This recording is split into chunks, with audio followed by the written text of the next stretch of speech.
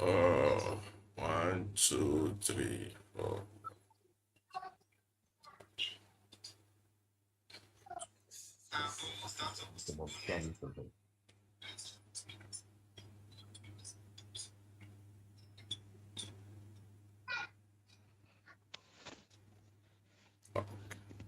Okay, we're in live.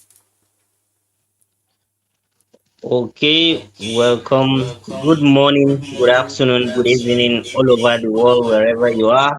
Welcome to the Movement Radio, where we discuss interesting issues, interesting package. And today we are here again. We have all the crew members, everybody ready, well seated, and ready to for a smooth ride. And you are all welcome wherever you are in all the platforms that we have.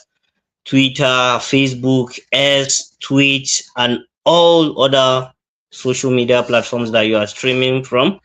You are all welcome. This is Abdullah Talisu from Abuja, correspondent of the Movement Radio, and I hand over the mic to our brother from Lagos. Thank you so very much indeed, ladies and gentlemen, compatriots and well wishers of the Nigerian and African project. We greet you very respectfully from wherever you may be tuning into our broadcast for today. As we have promised last Tuesday, here we are again, streaming live and direct, and we are poised to um, get you wholesome content and to analyze very fantastic articles for you to, you know, get informed and to become conscientized towards our collective liberation. And the movement radio is very much clear in its mission to change narratives and, of course, set the record straight. And I am so glad alongside other panelists here. And I look forward to the participation of the Nigerian people to pick up the mic and speak across all platforms. We have given our audience, choices to make, in terms of joining us across all platforms. Just have to cherry pick which one. But when it comes to interaction or perhaps getting in touch with us, it is X that we have indeed dedicated. Our audio broadcast on X is live. Please up in and let's have this discussion. Feel free to pick up the mic and we will get the conversation started. And on that note, I pass the mic to the Movement Radio Chicago. Then we would get things started. Yeah, good morning, good afternoon, good evening, everybody. It's east, north, southwest, wherever your geographical location is. Good morning, good afternoon, good evening. Welcome to another edition of the Movement Radio. Today we've got interesting opinions by Nigerians who are concerned about the liberation of the Nigerian people. And we are here to educate, enlighten, and free the minds of Africans so that they can literally liberate themselves from this bondage of the pseudo democracy we say to be practicing. We say welcome. Thank you all for joining us. If you're joining us from X, we say welcome and thank you. If you're joining us from YouTube, we say welcome and thank you. If you're joining us from TikTok, we say welcome and thank you. If you're joining us from Instagram, we say welcome and thank you. Please, you can participate by leaving your comments, your likes, dislikes, addition, subtraction in any of these pages that we have open for you. We are now live on all medium. Please leave your comment. We will read them, share them. We thank you for being a strong participant in this struggle to free the Nigerian people from the hands of rapacious evil men that have captured our government.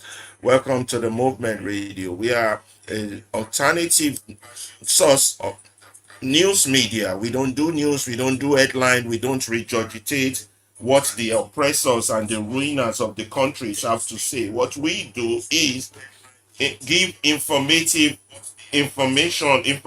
articles on things that are relevant to our struggle for survival things that can help us, save us, and protect us in the future as we deal with these issues. So welcome again from all angles. We are going to start today's article by first of all showing you a video of a message before we read our first article regarding from a Nigerian regarding the issue of fuel and oil and how the pain we are going through fuel before the advocates of I don't know even what to call them, the advocates of people, advocates who come here to defend why we should pay heavily. We have a counter argument here, so we're going to start our show today by showing you that. Let's put that on the screen so that you can be a party to that, and then we'll start with our first article. You know, so welcome again to the Movement Radio. Let us listen to what this lady has to say for us. Something I keep seeing whenever we talk about fuel prices is this argument that Nigerians are actually paying one of the cheapest fuel prices in the world. People share charts showing the global average is around 1,990 naira per liter. And because we're paying below that, we're supposed to be grateful. If someone sends you that argument, just send them this video. Because a price is only cheap if the people can actually afford to pay it. The real question is not what you're paying at the filling station, it's how many hours you have to work just to pay for 1 liter. So let me show you what I mean. If we line up countries by the pump price of 1 liter, Nigeria looks like a good deal. Places like Hong Kong, the Netherlands, and the UK are paying anywhere from 2 to 5 times what we pay. Even America and Canada are paying more than us. And Nigeria, sitting at around 1,200 naira, looks like we are winning on paper. But this is the question we should actually be asking. How long does a worker have to work just to afford 1 liter based on minimum wage in each country? An American worker clocks in, gets settled at their desk, checks their emails, and by the time they look up, they've already earned enough for a liter of fuel. That's just 6 minutes of work. Canada, 8 minutes. The UK, 9 minutes. Even Hong Kong, the most expensive city on this list, 20 minutes. Now Nigeria. Our minimum wage is 70,000 naira a month. And even that, according to this week's Punch newspaper, most states have still not paid it. The NLC is already planning street protests for May Day because of it. But even if you collect that full 70,000 naira, it works out to about 437 naira per hour. So to buy that same 1 liter of fuel, a Nigerian worker has to work for 2 hours and 44 minutes. 164 minutes of work for 1 liter. But wait, that 164 minutes, that is actually the optimistic version of this story. The National Bureau of Statistics tells us that nearly 93% of Nigerians work in the informal sector. We are talking about the woman selling roasted corn by the roadside, the man selling things in traffic, the petty trader, the roadside mechanic, the farm worker. For these people, there is no minimum wage. There is no HR department. There is no labor union fighting for their salary. Many of them are earning far less than 400 naira an hour. So for that woman selling roasted corn, 1 liter of fuel is not 164 minutes of work. It could be her entire morning's profit. Every kobo she made from the moment she set up her stall to the moment the sun gets too hot to stand outside. Gone for 1 liter. And when fuel prices go up, these are not people who cut back on Netflix or stop going to the movies. They cut back on food. They pull their children out of school because the transport fare has doubled and they simply cannot afford both. For 93% of this country, it is not an economic adjustment. It is a fight for survival. And let's also talk about the taxes Nigerians are paying that nobody puts in a chart. When you buy fuel for your generator because there is no light, that is a tax. When you pay for a private borehole because there is no pipe-borne water, that is a tax. When you have to repair your car suspension every few months because the roads are broken, that is a tax. We are paying for everything the government is supposed to provide, out of our own pockets, on top of the fuel we can barely afford. So the next time someone shows you a chart saying our fuel is cheap, show them the clock. And then show them the woman by the roadside who worked all morning just to afford the fuel that brought her there. Because 6 minutes and an entire morning's profit are not the same thing. Nigeria does not have cheap fuel. We have expensive poverty. And no chart will ever show you that. Something I keep seeing whenever we talk about fuel prices is this argument that Nigerians are actually paying one of the cheapest fuel prices in the world. People share charts showing the global average is around 1,990 naira per liter. And because we're paying below that, we're supposed to be grateful. If someone sends you that argument, just send them this video. Because a price is only cheap if the people can actually afford to pay it. The real question is not what you're paying at the filling station. It's how many hours you have to work just to pay for 1 liter. So let me show you what I mean. If we line up countries by the pump price of 1 liter, Nigeria looks like a good deal. Places like Hong Kong, the Netherlands, and the UK are paying anywhere from 2 to 5 times what we pay. Even America and Canada are paying more than us. And Nigeria, sitting at around 1,200 naira, looks like we are winning on paper. But this is the question we should actually be asking. How long does a worker have to work just to afford 1 liter based on minimum wage in each country? An American worker clocks in, gets settled at their desk, checks their emails, and by the time they look up, they've already earned enough for a liter of fuel. That's just 6 minutes of work. Canada, 8 minutes. The UK, 9 minutes. Even Hong Kong, the most expensive city on this list, 20 minutes. Now Nigeria. Our minimum wage is 70,000 naira a month. And even that, according to this week's Punch newspaper, most states have still not paid it. The NLC is already planning street protests for May Day because of it. But even if you collect that full 70,000 naira, it works out to about 437 naira per hour. So to buy that same 1 liter of fuel, a Nigerian worker has to work for 2 hours and 44 minutes. 164 minutes of work for 1 liter. But wait, that 164 minutes, that is actually the optimistic version of this story. The National Bureau of Statistics tells us that nearly 93% of Nigerians work in the informal sector. We are talking about the woman selling roasted corn by the roadside, the man selling things in traffic, the petty trader, the roadside mechanic, the farm worker. For these people, there is no minimum wage. There is no HR department.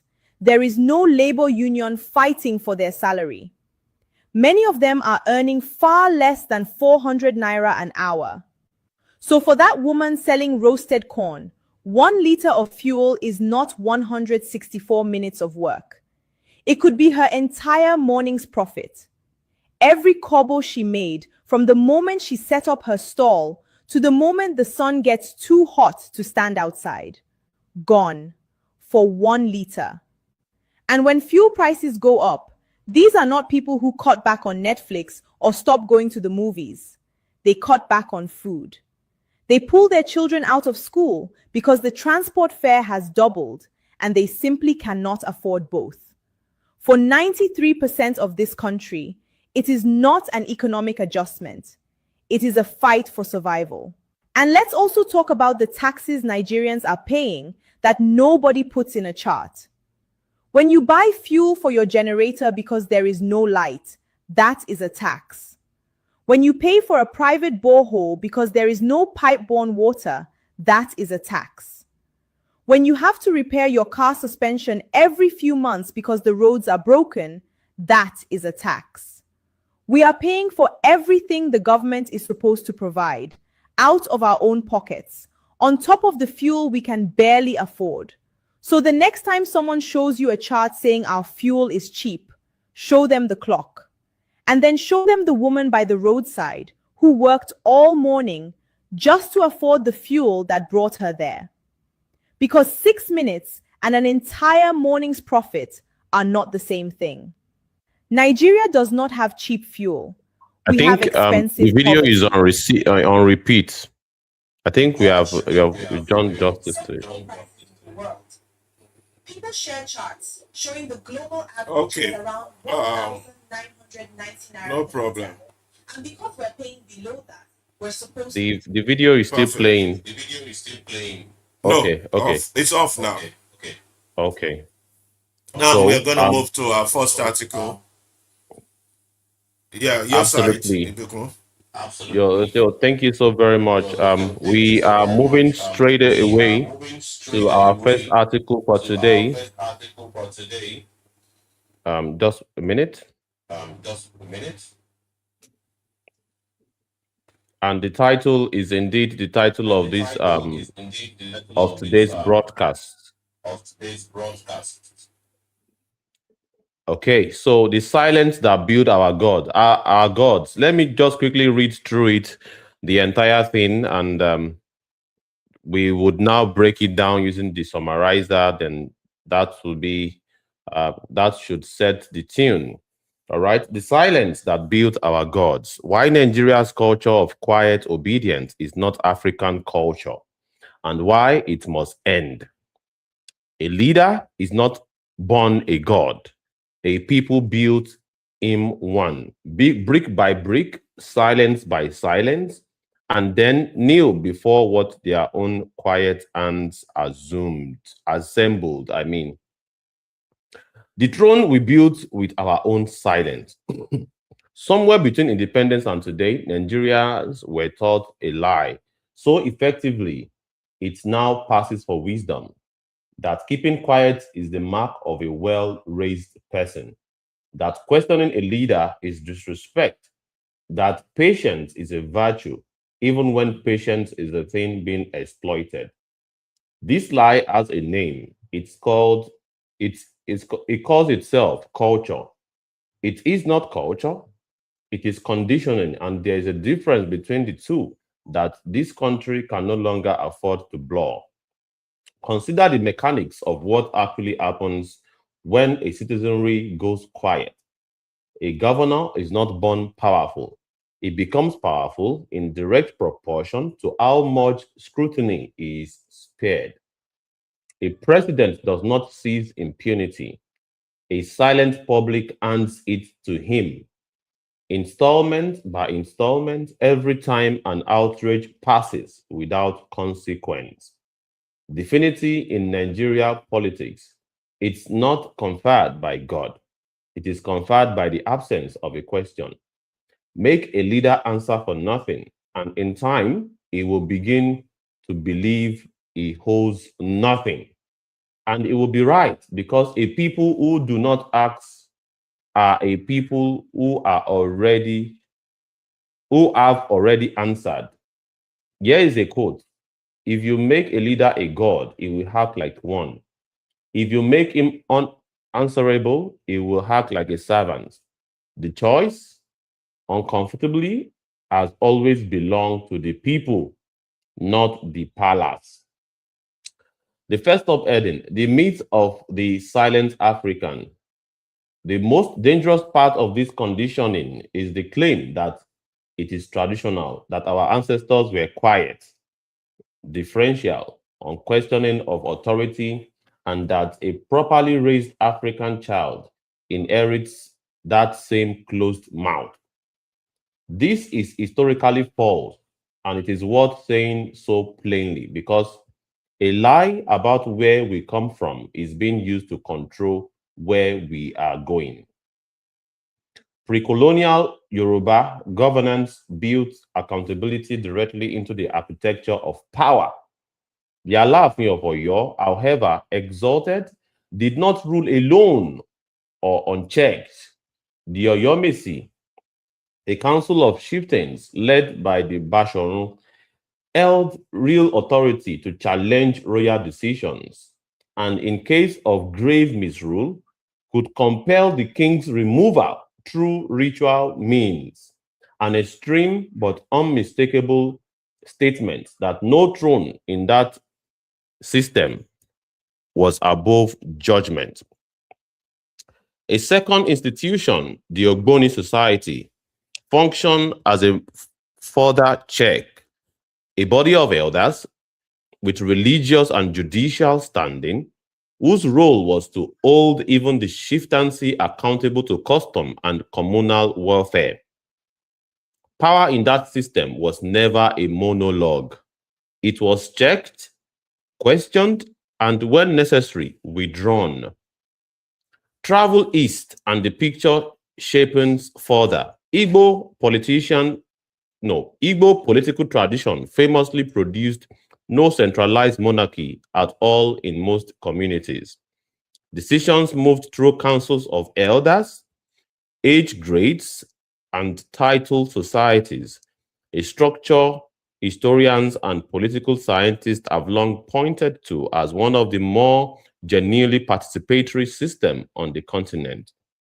The idea that obedience to unquestioned authority is our inheritance does not survive contact with our own history. What we actually inherited was a habit of holding power to account, a habit that colonial administration worked hard to break, replacing councils and sheikhs with single, unaccountable district officers and warrant chiefs answerable only upwards, never downward. Military rule after independence finished the job, criminalizing dissent and training generations to associate a raised voice with danger rather than duty. So when a Nigerian is told today that questioning leadership is an un-African, disrespectful, or Western import, the accurate response is not defensiveness, it is correction. Silence in the face of misrule is not our culture. It is the residue of two successive systems, colonial and military, that needed us quiet to function. And it has outlived both of them because no one has formally dismantled it. The next subheading, what the silence has cost in numbers. Abstractions are easy to dismiss. Data is harder. Nigerians' own institutions and independent monitors have spent the last 2 years documenting in granular detail what a culture of unaccountable leadership actually produces. Public trust has not merely eroded, it has collapsed. The Africa Polling Institute 2025 Nigeria Social Cohesion Survey found that 83% of Nigerians expressed little or no trust in federal government, with comparably grim figures for the National Assembly and the judiciary. The lowest confidence level recorded since the survey began tracking these numbers in 2019. Transparency International's 2025 Corruption Perception Index scored Nigeria 26 points out of a possible 100, ranking the country 142nd of 182 nations assessed. A slide from the previous year and a score that has now stagnated for 2 consecutive cycles despite repeated government pledges of reform. Nigeria sits well below the global average score of 43 and behind more than 30 other African nations. Afrobarometer's most recent rounds of surveys, covering 39 African countries, found trust in a political institution weakening across the continent, with parliaments, political parties, and local government councils trusted least of all. And the same Search Network's 2024 Nigerian Dispatch found that a majority of citizens say government treats members of their group unfairly, at least sometimes. A separate Afrobarometer Round 10 summary recorded that only 13% of Nigerian citizens say the electricity supply works most or all of the time, and found that the share of young Nigerians who say they have thought seriously about immigrating has tripled since 2017. Even press freedom, the mechanism by which a public is supposed to learn what its leaders are doing, has been under sustained pressure.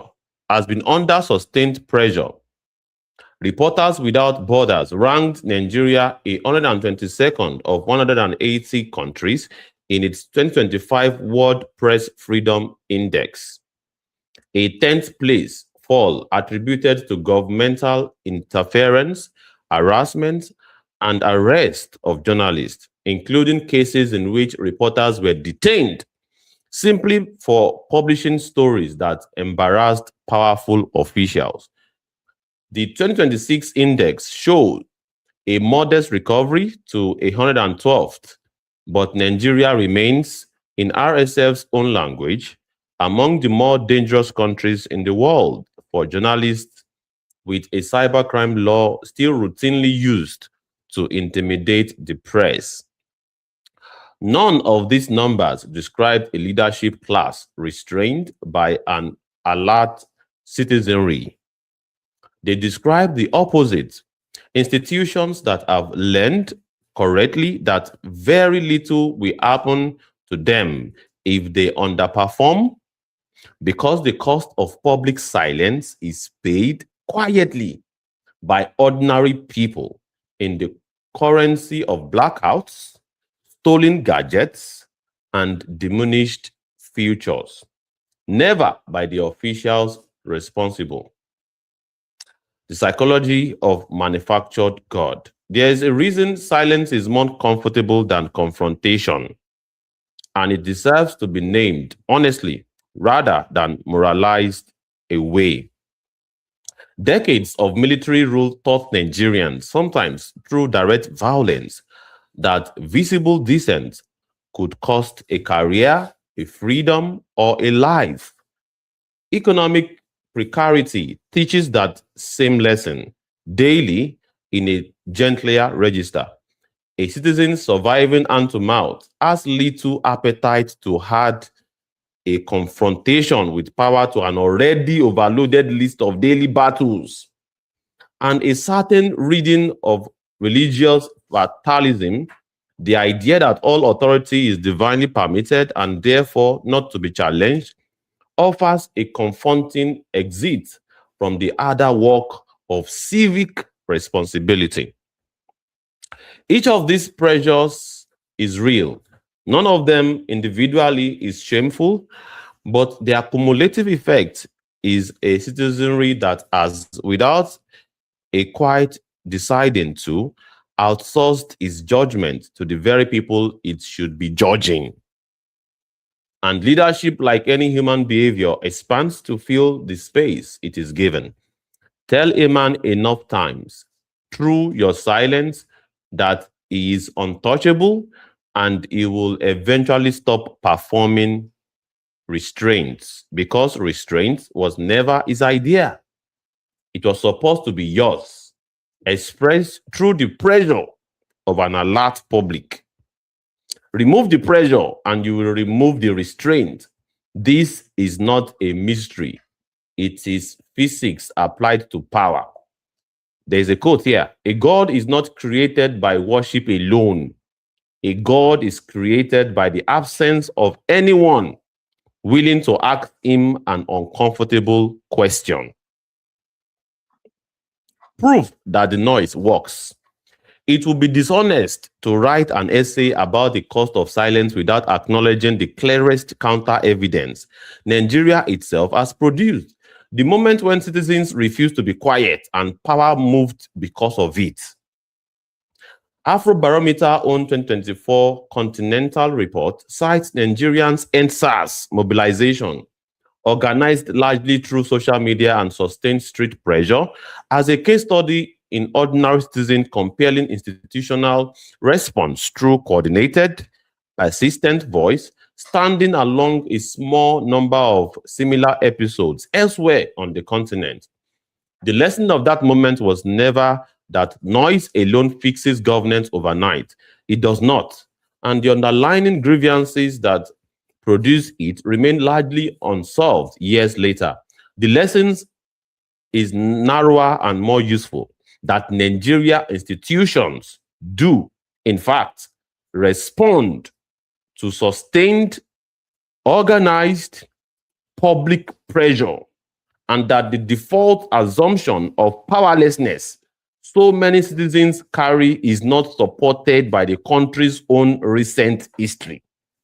Silence is a choice being made every day by people who have already demonstrated at least once that they know how to do otherwise. What this demands of you specifically, it is tempting to end an essay like this, like with a general appeal to hold leaders accountable, in quote, and leave the mechanics unstated. The vagueness is itself a form of the silence this essay is arguing against. Accountability is not a mood. It is a set of specific, repeated actions, and a serious citizen owes the Republic several of them. Acts and acts again in public, budget, contracts, and constituency projects in Nigeria, and in principle, public records, requesting them, sharing them, and asking local officials to explain discrepancies is not rebellion. It is the ordinary maintenance work of a functioning republic. And it becomes powerful precisely when it becomes common rather than exceptional. Document rather than merely complain. A grievance that lives only in conversation dies in conversation. A grievance backed by dates, figures, and sources becomes evidence. The raw material journalists, civil society organizations, and court can actually use. Organize rather than individually endure. Let me state that again. Organize rather than individually endure. The Oyomesi worked because it was a council, not a lone objector. Isolated complaint is easy for power to ignore. Coordinated, sustained pressure from associations, unions, professional bodies, and community groups is considerably harder to outlast. Vote as though it is a job interview, not a coronation. A ballot cast out of ethnicity, ethnic loyalty, religious sentiment, or resigned habit is a ballot that has already forgiven every future failure in advance. Interview the candidate on record, on promises, on delivery, and treat the vote as conditional, not devotional. Refuse the language of deification. Every time a title is inflated into worship, every His Excellency, in quote, spoken with the reverence due a deity rather than a salaried public servant, the psychological distance between the leader and accountability widens by every inch. Language shapes posture. A public that speaks of its officials as servants will eventually start treating them as servants. A public that speaks of them as gods has already written the excuse for their impunity. A culture worth reclaiming. None of this is a call to import a foreign model of protest or borrow someone else's definition of citizenship. It is closer to the opposite, a call to return to what was actually indigenous, because colonial and military rule flattened it.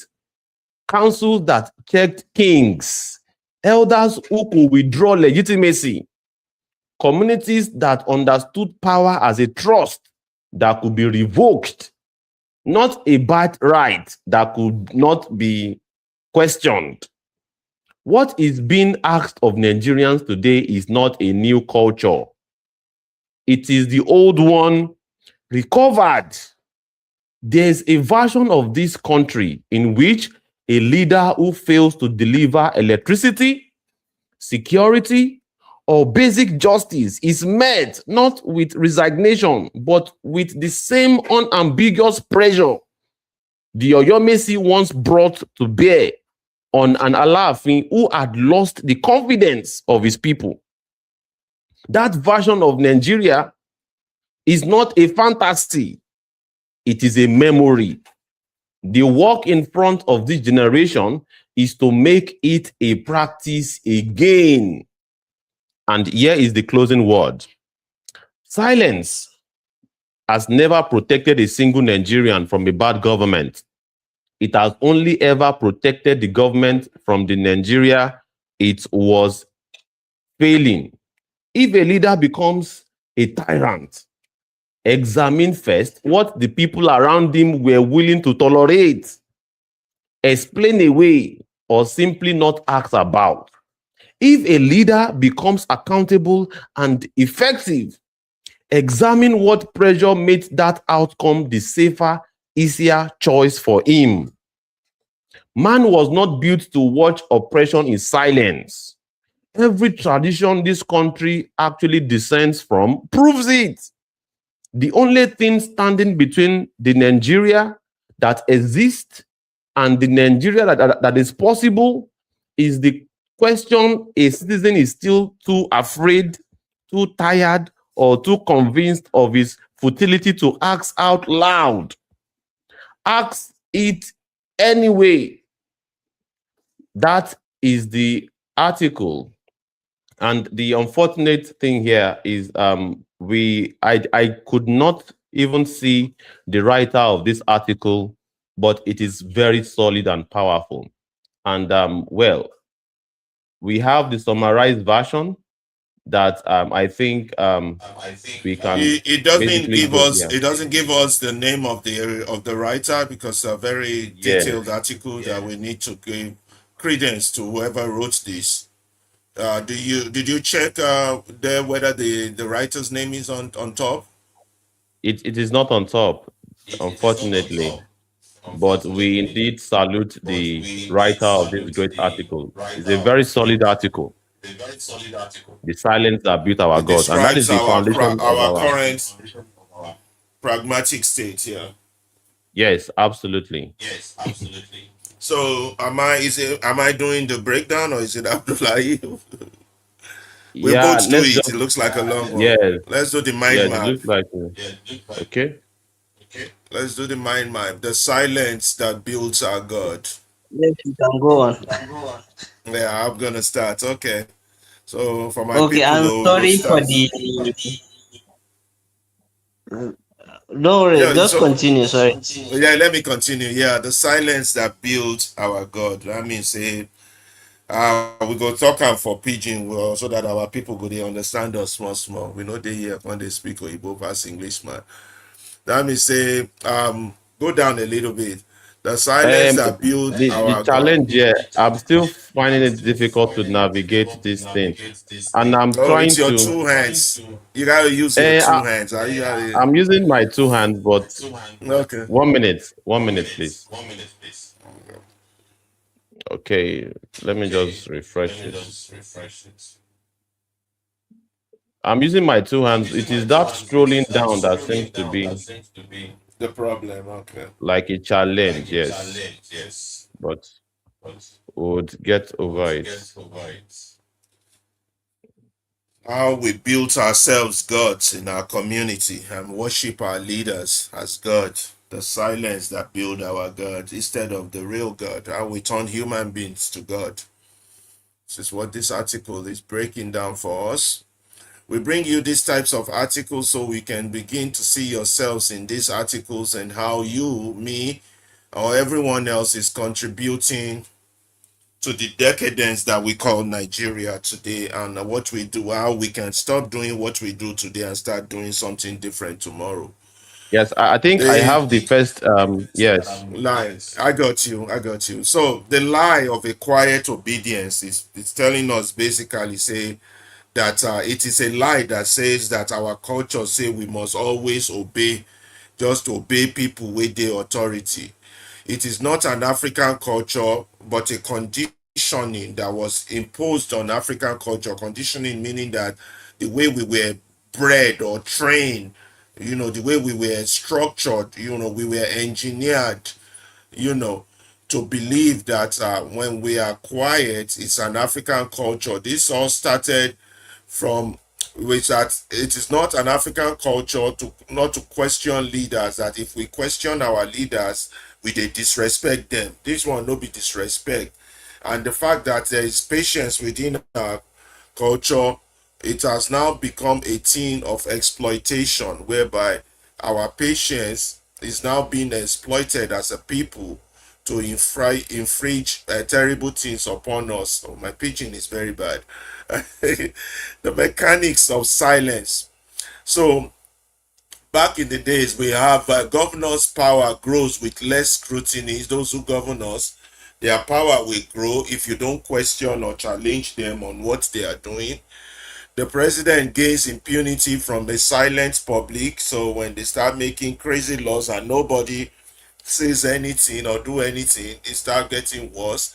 Then we start conferring upon them as if they are God, divinity conferred, because we refuse to ask them tough questions or hard questions. Now our leaders now start to act as if them be God, whereby they don't want answer to nobody, and you now have a God as your president in terms of a milocon, whereby he never talked to the people in terms of any issue he was going to do. He will only delegate. Even now that he's in power, he doesn't even come to the people. He doesn't address them. Unlike in other developed world where their leader will come almost every week, come give them press conference. Your own leader doesn't even feel the need to explain or address you on anything because he acts like a god, you know. He's not answerable to you. And the people choose between these, the people, hold on.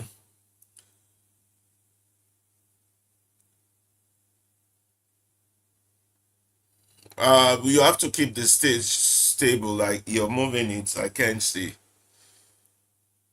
Yeah, you keep moving it. I can't see. Okay, you got to keep it stable like that.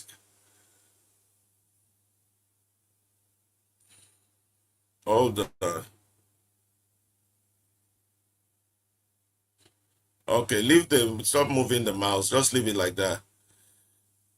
Yeah, the people choose between God or a leader that comes to serve them. So when you put someone in leadership or you appoint them as your leader, you don't treat them like a god. You treat them like somebody who is working for you, basically. So the myth of the African silent African, the myth of the silent African, that is a myth. A myth means that it is not true. It's not real that Africans are silent generally. Generally, there's a claim that our traditional our tradition is quiet, that our ancestors were quiet. This is false. This is not true. They used to be in control and they used to be very vocal in control of the future direction which they go. Now, the African governance splits into two forms. The Yoruba governance, we will talk about the Yoruba governance and we'll talk about the Igbo governance. A good example of a good Yoruba governance will be the Alaafin of Oyo's method, where power is not made to stay without it being checked. They have a group of Oyomesis. Those are the ones, the councils that challenge the royal decision, even if when we have royalty and kings back in our tradition. So, and then the Ogboni society checked the chieftaincy of the Oyomesis, and then power checks upon power. So therefore, there is no silence and it's filtered down from the people. Power was checked and questioned and withdrawn, at least within the Yoruba governance system, according to our culture. Then if we look at the Igbo, if we did go look at the Igbo one too, you go see say that in the Igbo society, power was not centralized. There's no centralized monarchy in most of their community. Decisions are made by councils of elders and age grades, and it is completely participatory. Participatory means say everybody they involved, everybody they participate well for inside. And but problem can't hit us for Africa when these colonial people come and then colonial and military impact. Government can't hit us big time for Africa during this colonial time and military era. During the colonial era, then when the queen come think say they can't come our land, can't take over our land, colonial administration started breaking our tradition. They try to put checks on our tradition that moves from the people to the king, or from the people to the council, from top to bottom, from bottom to the top. The colonial administrators who were serving the queen started changing those, and then they started criminalizing people's opinion. They replaced councils with unaccountable officers, warrant officers that they appointed. And then, rather than this to stop when they claimed they gave us independence in 1960, the military rule also now criminalized dissent, although our civilian government did not do any better also during the first regime. They never catered to hearing the voice of the people because they've been used to this colonial method whereby order is from the top direct, or order now order, it's obey. Where they got the coin, where the colonialists coined the phrase apes obey. All you have to do is just obey. Apes obey. We used to, when we were growing up, we used to think that it was a local language word. Apes obey, apes obey. Apparently, it was when we grew up that we found out that it actually meant apes obey. So the colonialists regarded us as apes, and then they only instituted us to obey orders, to carry instructions out, and that's how the word apes obey came into being. So if you ever hear the word apes obey, it's not that putting strength. It doesn't mean putting strength. It actually meant apes obey. Obey your colonial masters, obey the king or obey the ruler. Our culture was not like that. It was the colonialists that came to truncate the culture, the African culture, and created this malignant problem for us. Public trust now collapsed. 83% little or no trust in the government as the effect of this top-down system that we have adopted from the colonialists and from the military. And then there is no confidence in the National Assembly and the judiciary currently. That is what the current data they show about our state of existence. The index number shows that the index number shows that this might try to get me blind by moving the slide too often. I'm laughing because I can't see. I'm sorry, our audience. He's trying his best, but my eyes are suffering. So sorry Yeah, about that. like they're trying to get me blind. I know they use glasses already. Corruption and perception index, according to data, shows that Nigeria as a country is 26 out of 100, and Nigeria is ranked 142nd out of 182 nations in terms of the corruption perception index. We are definitely way below the global average. We are not doing well because of this method of not inputting the people's view into our governance. Now, this has affected us in great deal in a lot of ways. It don't affect us, but our trust in political institutions have been weakened all across Africa, not just only with us. And the parliament, the parties, the local council trusted list because of there's minimal import. It's always from the top down or gas way, and the apes must obey. Apes obey, that's so tragic that the colonialists or the whites regarded us as apes, and even have a phrase that we imbibed and then passed it on to our children. That's apes obey. Now, unfair government treatment started resulting from all this method of discarding the populace. Majority feel that their group were treated unfairly. Then we started witnessing poor services in our governance. Poor services in our governance. The cost of silence data is showing us all these things that we start to see. Prof service 13% electricity supply works most does not even work most of the time. We have 13% electricity supply, and it's not all the time that it works. Young Nigerians have basically decided to leave their own father's land or their mother's land to go to another man's country just to survive. These are the impact of moving away from our culture of bottom up, whereby leadership is held accountable to adopting this colonial system of top down, which is the king or the queen of England is saying, and you, the African, you must obey because you're nothing but an ape. You're nothing but an ape to them. And this has continued to affect us up till today. And then we brainwashed to think that we cannot ask questions. So what we are saying now is that, proof that the noise works. Now, if we look at our current history, we will see that if you make a lot of noise and demand, you can see that it works. During the NSAS mobilization is a case study. Even though the people didn't get what they want fully, but at least there was some reaction from those in governance, even though most of those reactions were false. Now, the citizens are compelled institutional response. That's the only way you can, if you make noise, it's the only way you can get institutions to respond to your demands of no water, no electricity, no justice. If you keep quiet about it, if someone is giving a bad judgment in the Supreme Court and none of you is calling out the name of the judge or calling their names out, this will continue. If they don't have water, nobody is calling out the Minister of Works. If there's no road, nobody is calling out the governor. Nobody is calling out the chairman. Your problem will just continue and multiply. Now, the false assumption of powerlessness is false. In our head, we always believe we are powerless. We act like little children, like we don't have power or authority or anything to change our own destiny. Yes, we do. We just have not been exercising it. And so what this demand is that the following things we have to start doing going forward. We have to start asking questions. We have to start documenting grievances. We have to start organizing, and we have to start voting wisely.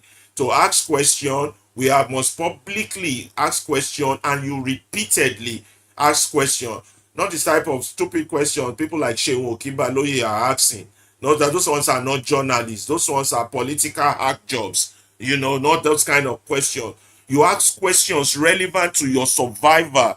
To why is there a fake agency in a government? Why is money disappearing? Why is 9 trillion still being paid for oil subsidy that you said you removed? Why is the money not in education? You have to ask questions repeatedly for you to have a good country, not serve as a tribal bigot, asking tribal questions that will incite tribal hatred, and you call yourself a journalist or a Nigerian or a person, or you go on media to talk. You have to request for budget, for contracts, for constituent, what number was awarded, what was spent, by who, to who, when was the payment made. These are your rights to ask, not for you to just be quiet. And apart from that, you have to start documenting. You document grievances. You back it up with dates, with figures, with the source. If somebody said they gave you so, they gave this local government so money today, you document it, you back it up, and you make it become evidence. You submit it to journalists, or you submit it to civil society organization, or to the court. This is how a society works. not just by coming on the internet and giving your rants and speaking Oyibo past Englishman, just rant away. The government is bad. The government is. But what are you doing to help save the situation? You have to organize. You have to put coordinated pressure from groups. That's why you have the Nigerian Student Union, Nigerian Student Association. You have the Nigerian Labor Congress, Nigerian Bar Association, Nigerian Journalists Union. What are all these people doing? Nigerian Judges Association, Christian Association of Nigeria, Muslim Association of Nigeria, if there is one. What are all these people doing? But everybody wants to point and say, oh, Tinubu this, Tinubu that. What are you? Are you like the police commissioner who goes to a APC campaign event? You know, this should not be happening. Such a man should be called out. His position should be taken away from him. He should be dismissed, because he should not be seen at the what do they call them, the village boys or the country boys, city boys. You know, a police commissioner. That means your loyalty is not even to the law. Your loyalty is to a party. Such a man should be dismissed immediately, and there's nobody, no journalist or Kiboloye should be calling for this dismissal. But no, it's going to be asking stupid questions about war. That is what we are dealing with now, bringing 1966 to 2026. These are the type of stupidity of our educated people, you know, not doing the right thing. Those even discussing on X and Twitter, these are the wrong discussion.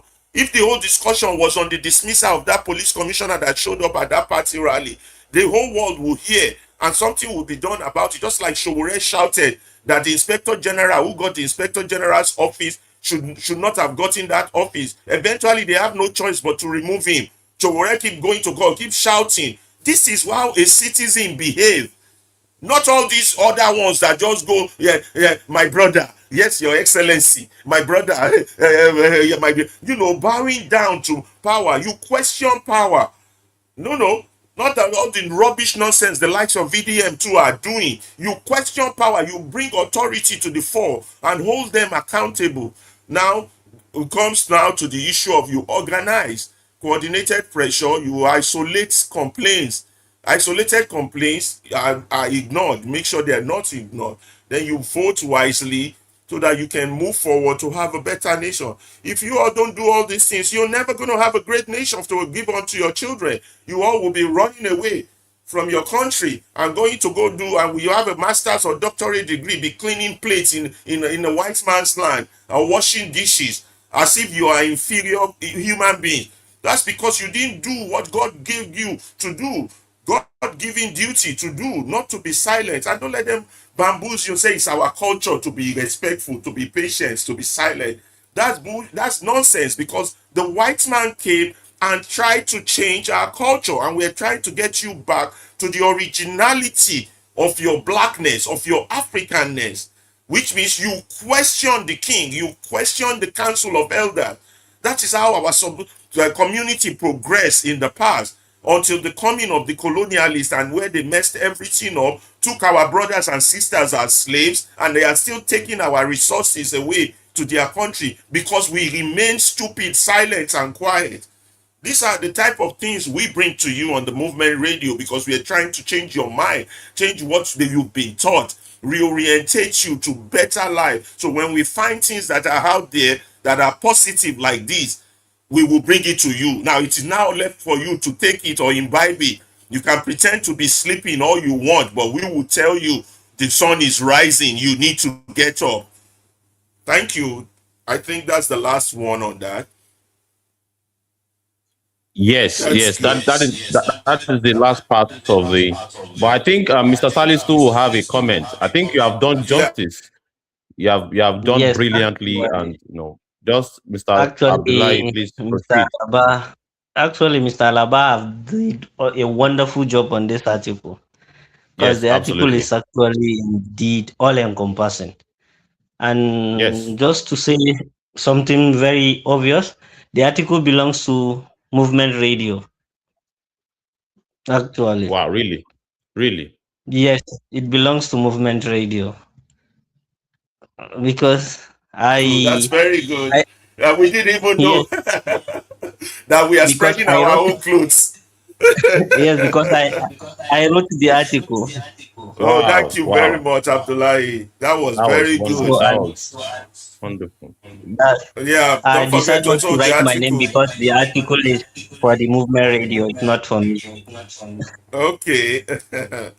That's very good. Okay. That's very true. Thank you And the so much. article comes from one part of something that I just from the last edition of the show, because I started writing the article long ago, but the last on Tuesdays, that's the articles we read on Tuesday, just makes me to okay, this thing needs to be out because I within this year we visited some politicians and some of their statements is what makes me to give the article the title like the silence that help us to create those gods, that's to build those gods, Mm, because mm, they are not just humans, they are not just leaders. What they behave and how they behave and what they believe, they are just like demigods.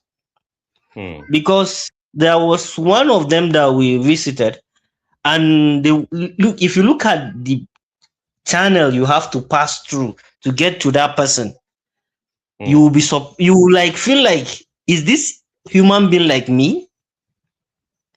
And then their statement and their utterances are like, they will even ask, are you not even afraid? So why should I be afraid of you, fellow human like me? mm, And all they feel that way is because of what we give them that opportunity to be there. mm, Because as we give them the opportunity to be there, and they act like gods, and we are the one who create them. Because anytime they did something, nobody questioned them. Just like God, that okay, God created the heaven and the earth, the God created me, God created me a black man, so I have no any other option but to accept who I am. So that's the same thing we do with our with our rulers, because they will do things and everybody will keep quiet and accept it. Look at how many billions budgeted for what, building mosques and churches in Nigeria. Is that what we need at this moment from the federal government cover? If you look at all, that's why sometimes it will is disheartening for you to go through the headlines of the news, because why wouldn't the people be asking questions? Didn't the people organize themselves, take collective actions? These are people you elect. These are people like you. Maybe one of them is your neighbor before he jump and escape and be where he is, and you make him to be like that, and he is behaving as if nobody will question what he is doing. Your councillor is at the top, your chairman is somewhere else, your house of reps member don't even care. Your governor is there, he's in charge of the state. Is what he wants, that's what will happen in the state. Once a family is in the helm of affairs in this country, then that family becomes something else. Nobody will question their decision, they will behave the way they want to behave. And all as the result of our silence. All as a result of our silence. So that's why when Mr. Yaba is just like everything is coming out. Because these are things that we allow it to happen. If we continue to allow it, then instead of us being citizens, we are slaves. Because it's just like between the master and the servants. They will just command from the top and then we answer. And you can't say, okay, why should I do this? You say, okay, we should buy fuel at so price. Why should we buy it? Give us a reason for it. You said, okay, the only means if you want to go to university, if you don't have the financial, the deep pocket, okay, the next thing is go and assess student loan. Why should I assess student loan that is very difficult to assess? How much knowledge, how much information have you given to the people regarding this? Why should you said, okay, you are using 1 point something trillion for road construction. Why are you using that amount of money? Does that road worth that amount of money? We should be building industrial routes that will link businesses, villages, that will facilitate security. Not building streets, roads that will what lead to this person's office, lead to that person's house, lead to that within just the metropolis and within their own environment. All these things are things that we need to question. People are sitting in an office that they do not deserve to be in that office, but nobody is saying anything. In the same environment, okay, we said, okay, fake ministries existing. Since the issue of these fake ministries, agencies from government came out, who resigned, who lose his seat? Nobody. Everybody is sitting down comfortably as if nothing happens. So they are demigods.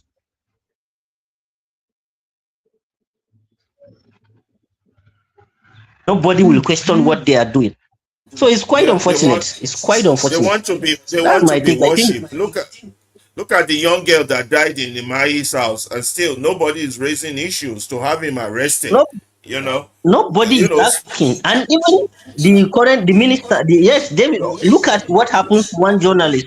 Just because he's asking questions about the projects they are awarded. So the slightest provocation, if you decide to question them, then that's where you will be. They will start picking you up. So they are gods. They decide when you live and when you die. So, what should we be if people want to join in or talk to us about this? What should be the question we put to them? Our leaders, gods, or I don't know. What do you think, Abdullahi? Can we frame a question for people who want to contribute if they join in the talk? Ibukun, don't forget to announce to them where they can join. No, they are already.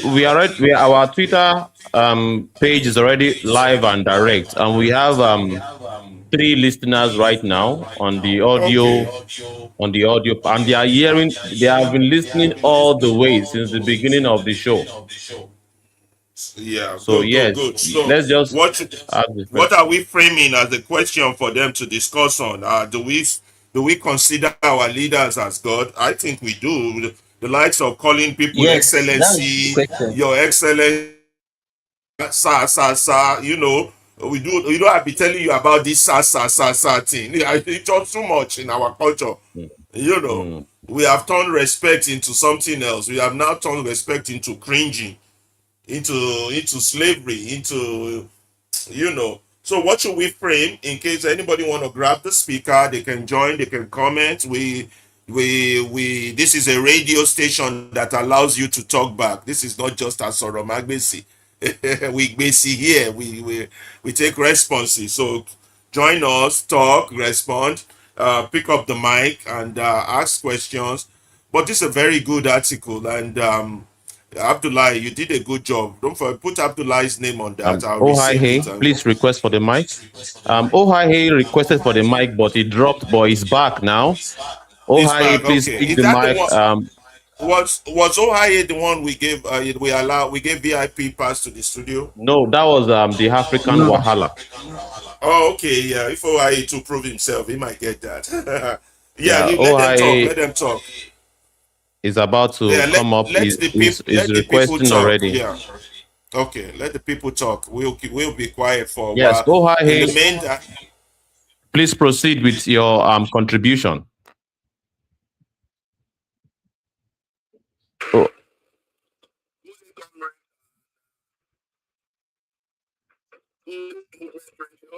yes. The very first time about the face-to-face story was from Comrade Alabama.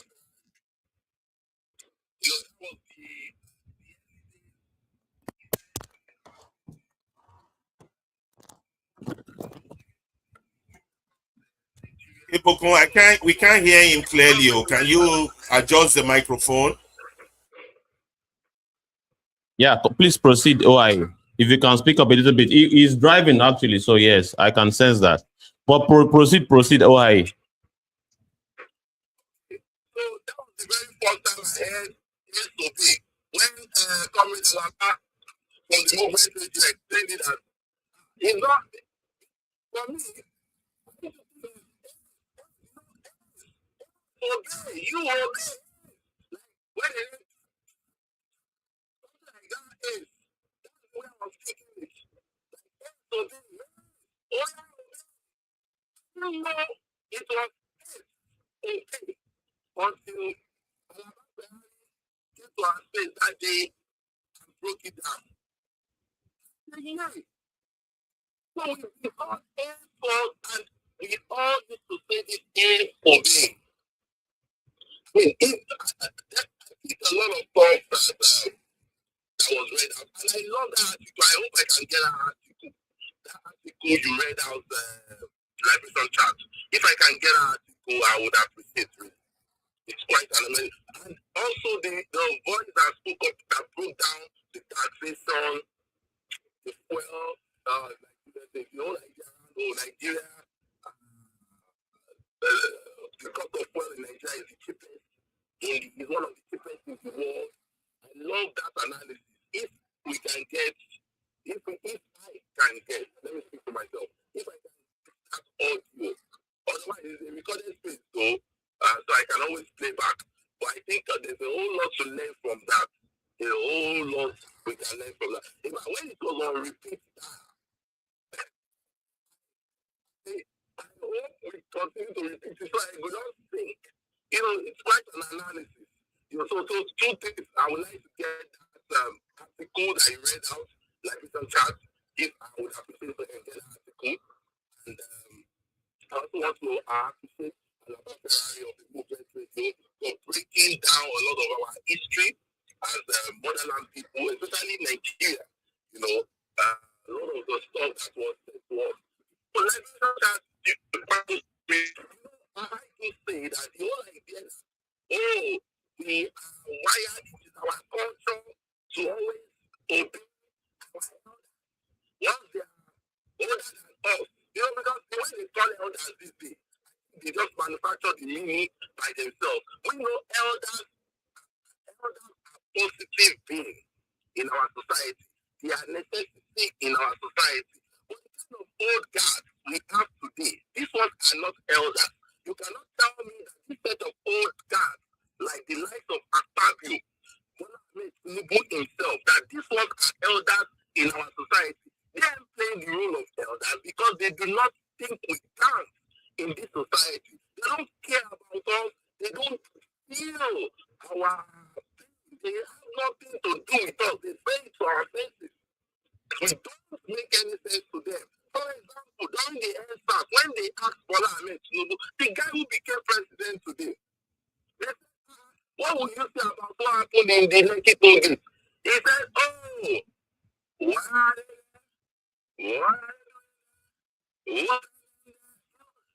That's an elder for crying out loud.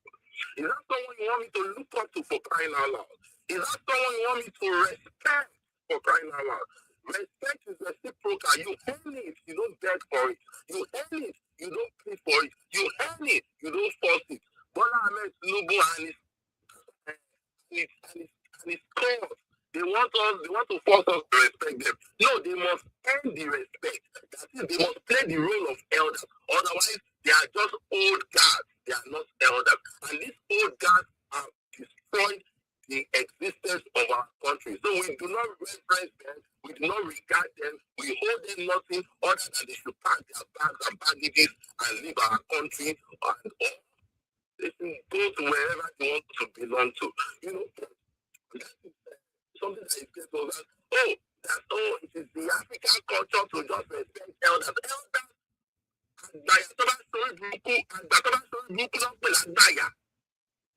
If the elders, when they misbehave, for Yoruba, they will call you àgbàyà.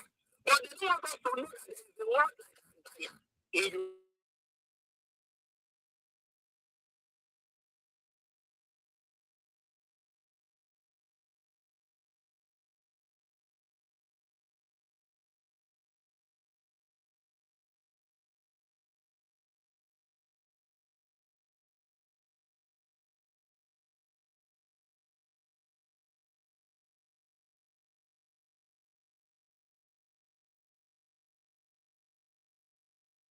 from us. You want me to take the perspective for you?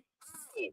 That's the way all these kings in Yoruba land, for instance, they want everybody to come and bow down for them. King of the whole land. The non-convict. So if you want me to now see him and respect him, if I do not respect him, I'm not calling me. No. I don't buy that shit and I'm not going to fall for that shit. We will respect those that deserve respect. We will respect those that have paid the price for our existence. Not people that are stolen from us, not criminals that found their way to power that you now want me to respect. So this kind of respect is the best I think all Nigerians should listen to, should learn from. So, so that we can better ourselves. And people without their history is like a tree without a root. A tree without a root, we all know. In no time. Is that how we want to end? Look at the way our people are all over. We are disoriented. Because we do not have people our left from right. We are not sure where we belong in the society. We talk sex, some to talk W, some to talk X. Because there are not in the society to guide us. We are supposed to have those we look up to so that we will not get things to block our eyes. But when in this country, when are those elders to look up to? They want to call themselves elite. Because these ones are not elite. Elite are elders. These elites are supposed to be creative. They are supposed to aspire. They are supposed to inspire. They are supposed to add value to our society. We are supposed to bring things on the institution. These elders huge. We are not supposed to bring values from that institution and apply those values into the society. We take all these values, filter these values, look into what is fit, work for the society at a particular point in time. But in this case, there are no elders functioning people. We have people that have sold us out. We have people that do not care about us. We have people that would rather take a huge. We don't colonize us. Tell the rest of us in quick labor. That is what is going on. How long can we have this? How long can this continue? We must say enough is enough. Bring their economy down and take over power that belongs to us. We are not saying here. When we talk about democracy means power to the people. Nothing more, nothing less. If democracy means power to the people, it's to come and ask the Nigerian people, especially the so-called Olodo uprising. Does power belong to you? Do you have power? If you have power, can you decide who is going to be the president of our country? You realize that they are confused. They don't even know what power belongs to them.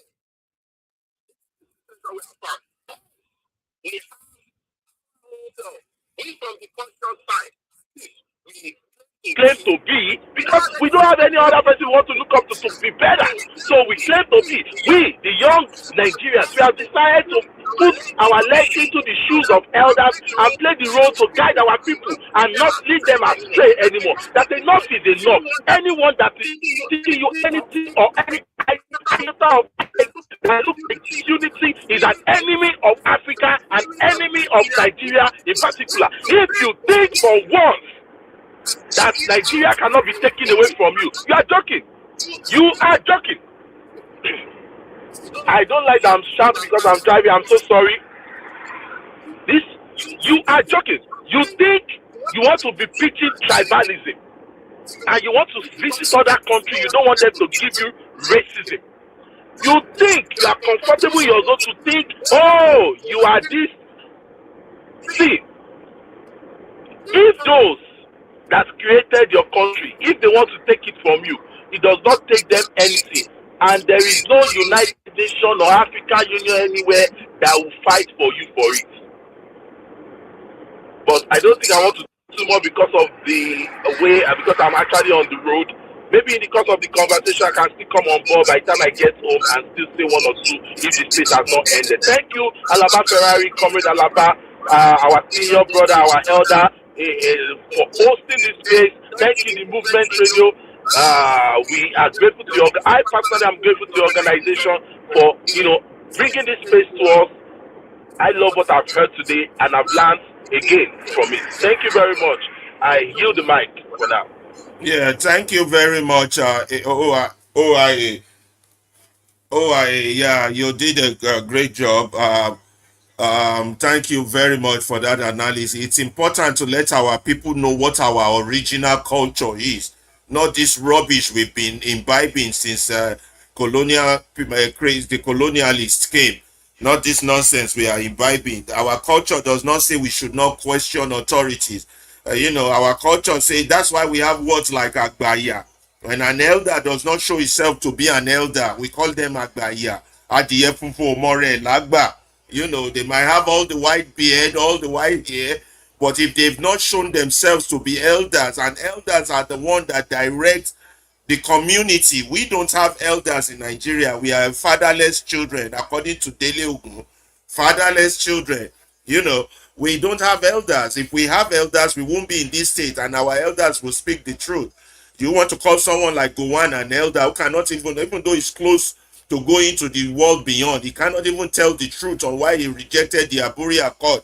Cannot even tell the truth. Or you want to call the likes of Babangida elders, the likes of Tinubu elders, or the likes of all these people that have eaten that country dry. Don't forget, they all were educated for free in this country.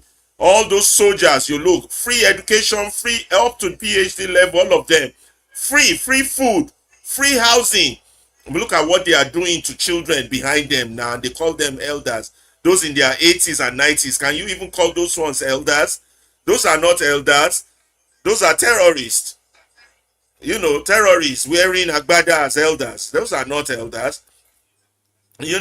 So this article by Abdullahi Sanusi, it's really very, very good.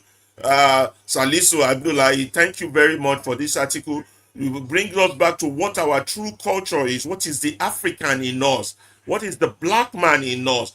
Not what the colonialists. You see, we imbibed the beast. Colonialism, slavery, segregation, and all these attributes of satanic verses are the beast symptoms. And we as Africans, we have wrongfully imbibed this negativity, and we become worse than the beast itself. That is the house Negro mentality to our own people. We punish our own people far much more than the slave master is punishing us. So we are not all black folks are king folks. They might be black like you, but they have the blood of the devil in them. They have the blood of the white colonialist in them. In 1960, colonialism did not leave Africa. It only changed color. And a lot of our people need to know this and remember this. Salisu, thank you for this great article. Nigeria has a struggle has been mischaracterized as a pro-democracy one. It is not. There's a liberation struggle awaiting the conscience. Nigeria has been captured by the most rapacious class of evil men.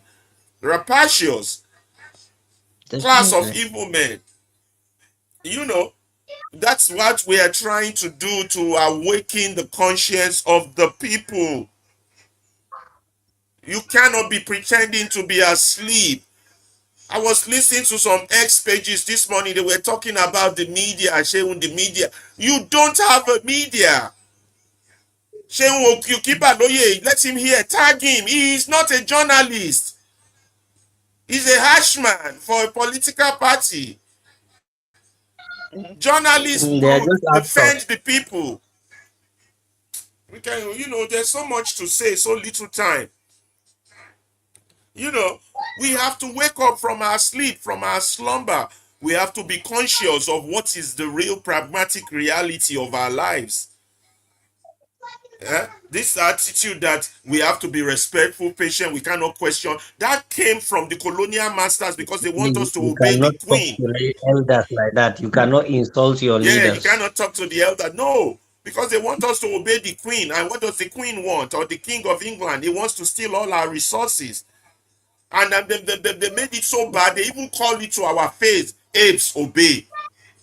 And we too come carry them. Apes obey. Apes obey. Apes obey. We won't carry load. Apes obey. Hey, apes obey. Hey. It's so sad. We need to know our history. Liberate our children from this slave mentality that we have imbibed. You know. So the question, thank you very much. Yeah, any other person asking for the microphone? Is the audio better now? Because the audio was echoing a lot earlier, It's better particularly now. from particularly from the voice on Twitter. So that's why I'm sharing that Twitter page so that we could hear people. Any other person grabbing the microphone, Ibukun? So this I is think maybe terrible. And then and then we have one thing to share on our picture page.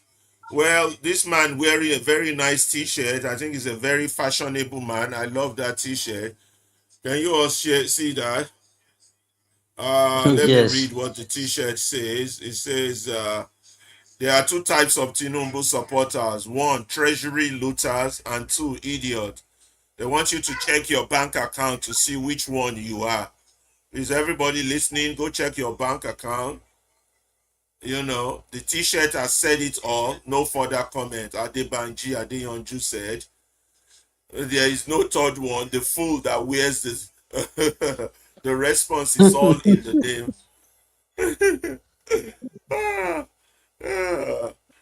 You know, there's only treasury looters and idiots. That's a Definitely, fact. because it's either you are benefiting or you are the fool. Yeah, it's either you're stealing from the common treasury or you're a complete idiot that someone is stealing your common hegemony and you're there cheering them on. Well, who does that? That is sickening. You know, Definitely. that is so sickening. Who else has a microphone there? I see a Dopey King. I Does he think have a microphone? Ibokun, Before we move on, is not here. So he's just Ibukun is maybe not he here stepped out because for a he's moment. not on Yeah, and set. OIA also commented on that video about how much we are actually paying for the subsidy for the So petroleum, Ibokun is and here. he Do we did have it in any other mass. person? So, do we have questions for anybody that wants to contribute No, on that? we don't have any questions for now from X, except the contribution of OIA, and we still await the contribution of other members of the X audio broadcast. So, and of course, we still anticipate the feedback of all our listeners and viewers from all other platforms. Please drop your comments.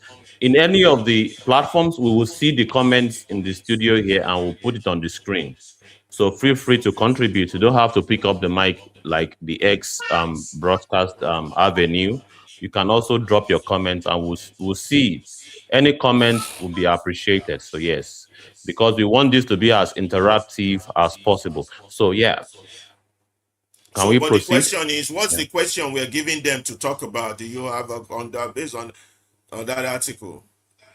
The topic is on the topic is well written on the space, and our topic, I would recommend this particular question with regards to this topic, that how long do we want to keep silent? All right, the silence that have produced these gods, how long are we going to keep up with it? Because to some people, it seems to be like a strategy that the more they keep quiet, the more they are giving an extraterrestrial entity a chance to touch the hearts of their wicked rulers. And of course, the question is, can we really say that that strategy has worked? Because if we are saying we have to obey the authorities as a matter of extraterrestrial command, that we have to subject ourselves to this ruiners as we have known them to be, all right, how long do we want to keep up with that kind of strategy? All right. And is it effective? Has it worked over time? The whole strategy of keeping quiet and keeping silence, in your own view, dear listeners and audience, has it worked for us? Because if people still perceive or have this perception that it is working, that is why they would continue to remain and keep quiet.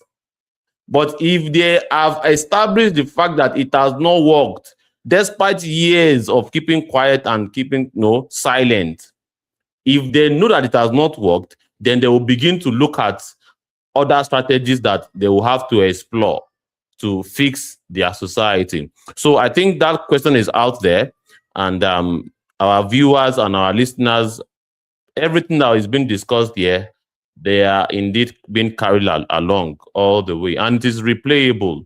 So let's keep up the conversation. Let's move on to the next point in our bulletin.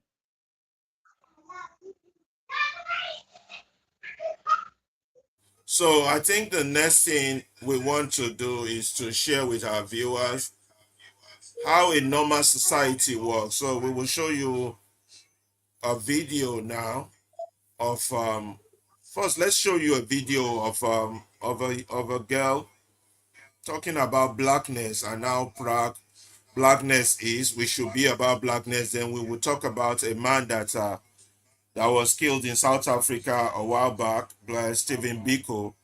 I think the two goes along. So let's do that. I'll share with you this video. It's a poem or something about blackness. And before we do that, also let us share this message. Can somebody read this message for me, please, before we go on? Can one of you guys read? Yeah, Mr. Salisu. Can you see it? It's kind of hard to see. I can see. It's kind of hard to see. You're using. Let me read it. The greatest problem with fools is their unshakable conviction that they are wise, and that is so true. The greatest problem with fools is their unshakable conviction that they are wise. So let's go to the video now, and then we'll share something about Stephen Bantu Biko.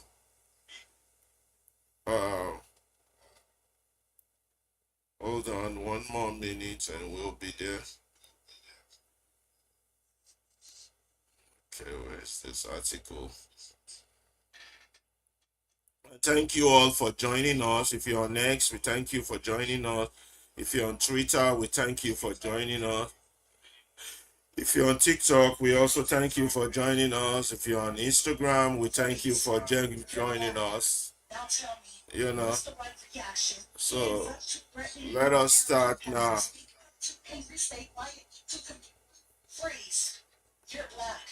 Now tell me, what's the right reaction? Hands up to threatening, hands down to passive. Speak up to angry. Freeze. You're black.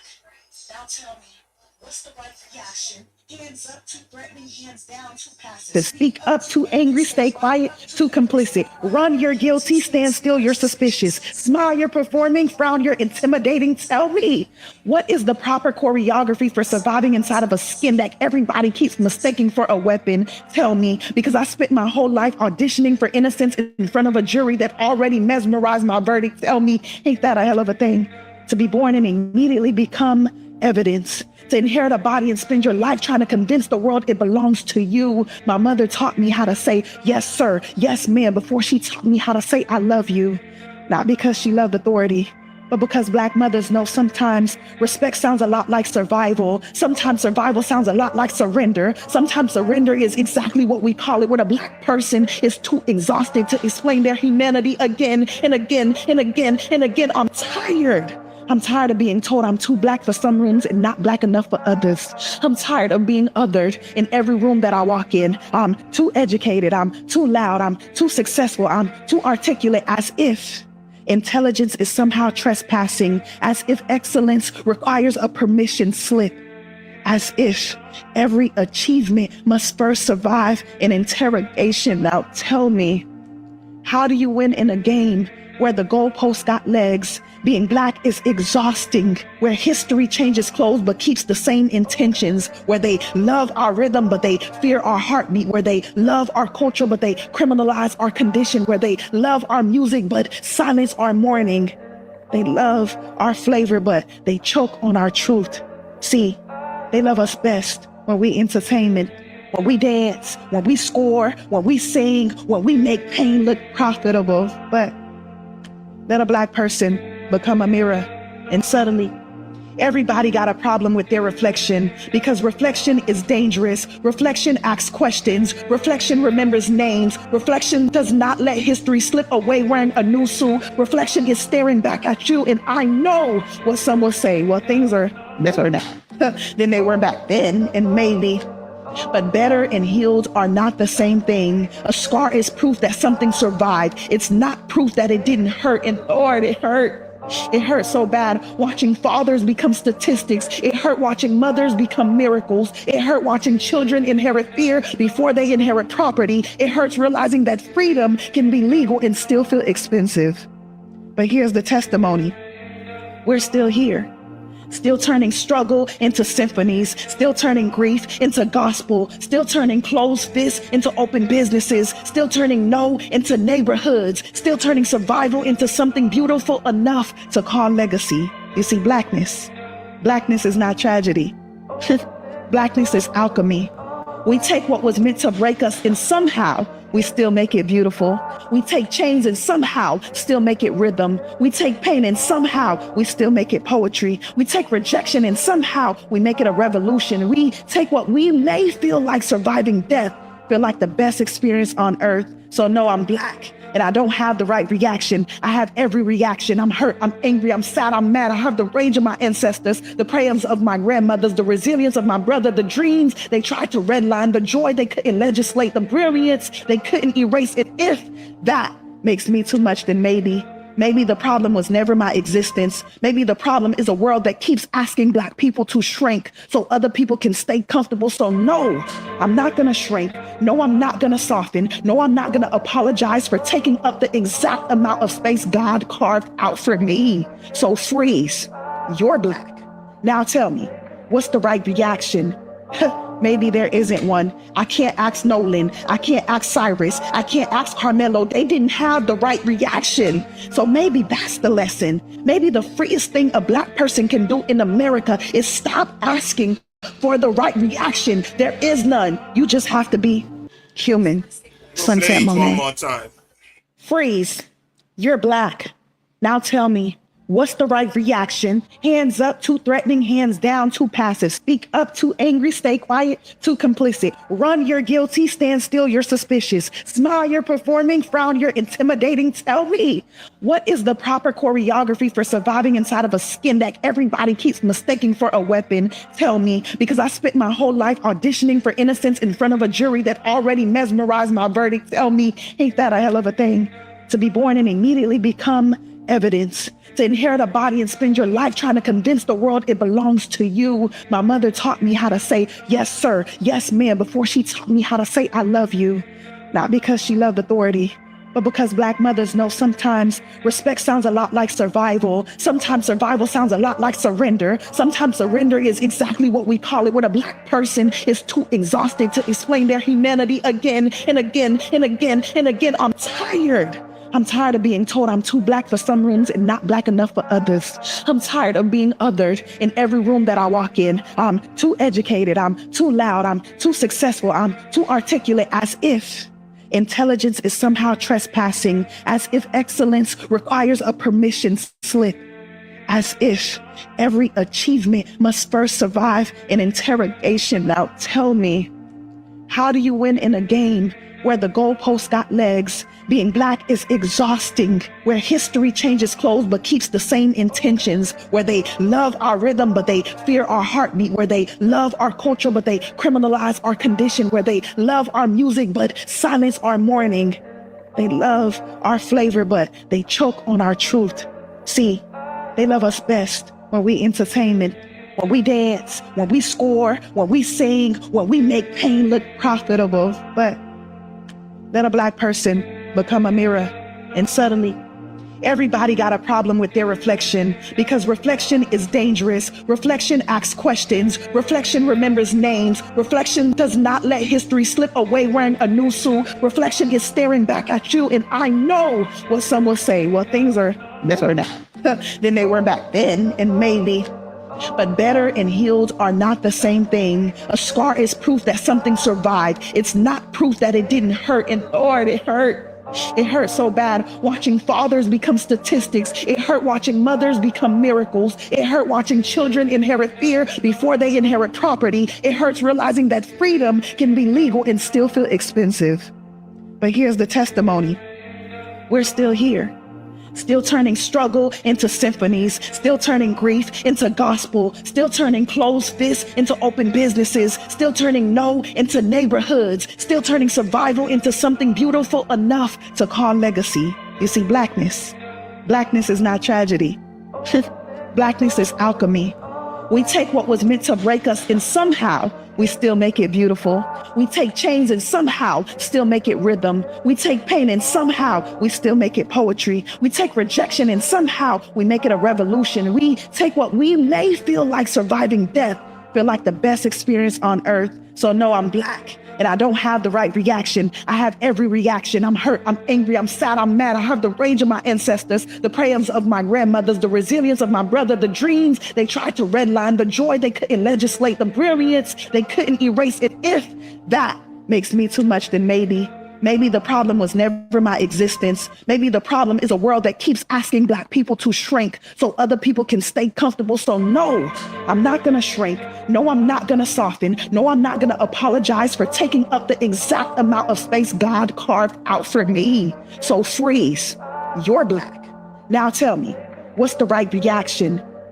Maybe there isn't one. I can't ask Nolan. I can't ask Cyrus. I can't ask Carmelo. They didn't have the right reaction. So maybe that's the lesson. Maybe the freest thing a black person can do in America is stop asking for the right reaction. There is none. You just have to be human. Sunset Monet.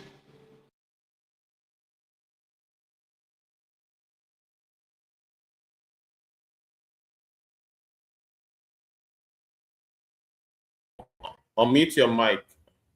Yes, that was from Cornelio Monet, and talking about blackness and how you cannot erase us, and how we shouldn't just be a slogan for sovereign and slavery only. And that connects us to our next discussion, which is a conversation about an African hero, somebody who started the Black consciousness, Stephen Bantu Biko. He was a strong member in the fight against the. Oh, my mind is still. Okay. I guess So, it is are the we fact going to that you are, continue with that? Huh? Can you hear yes, me?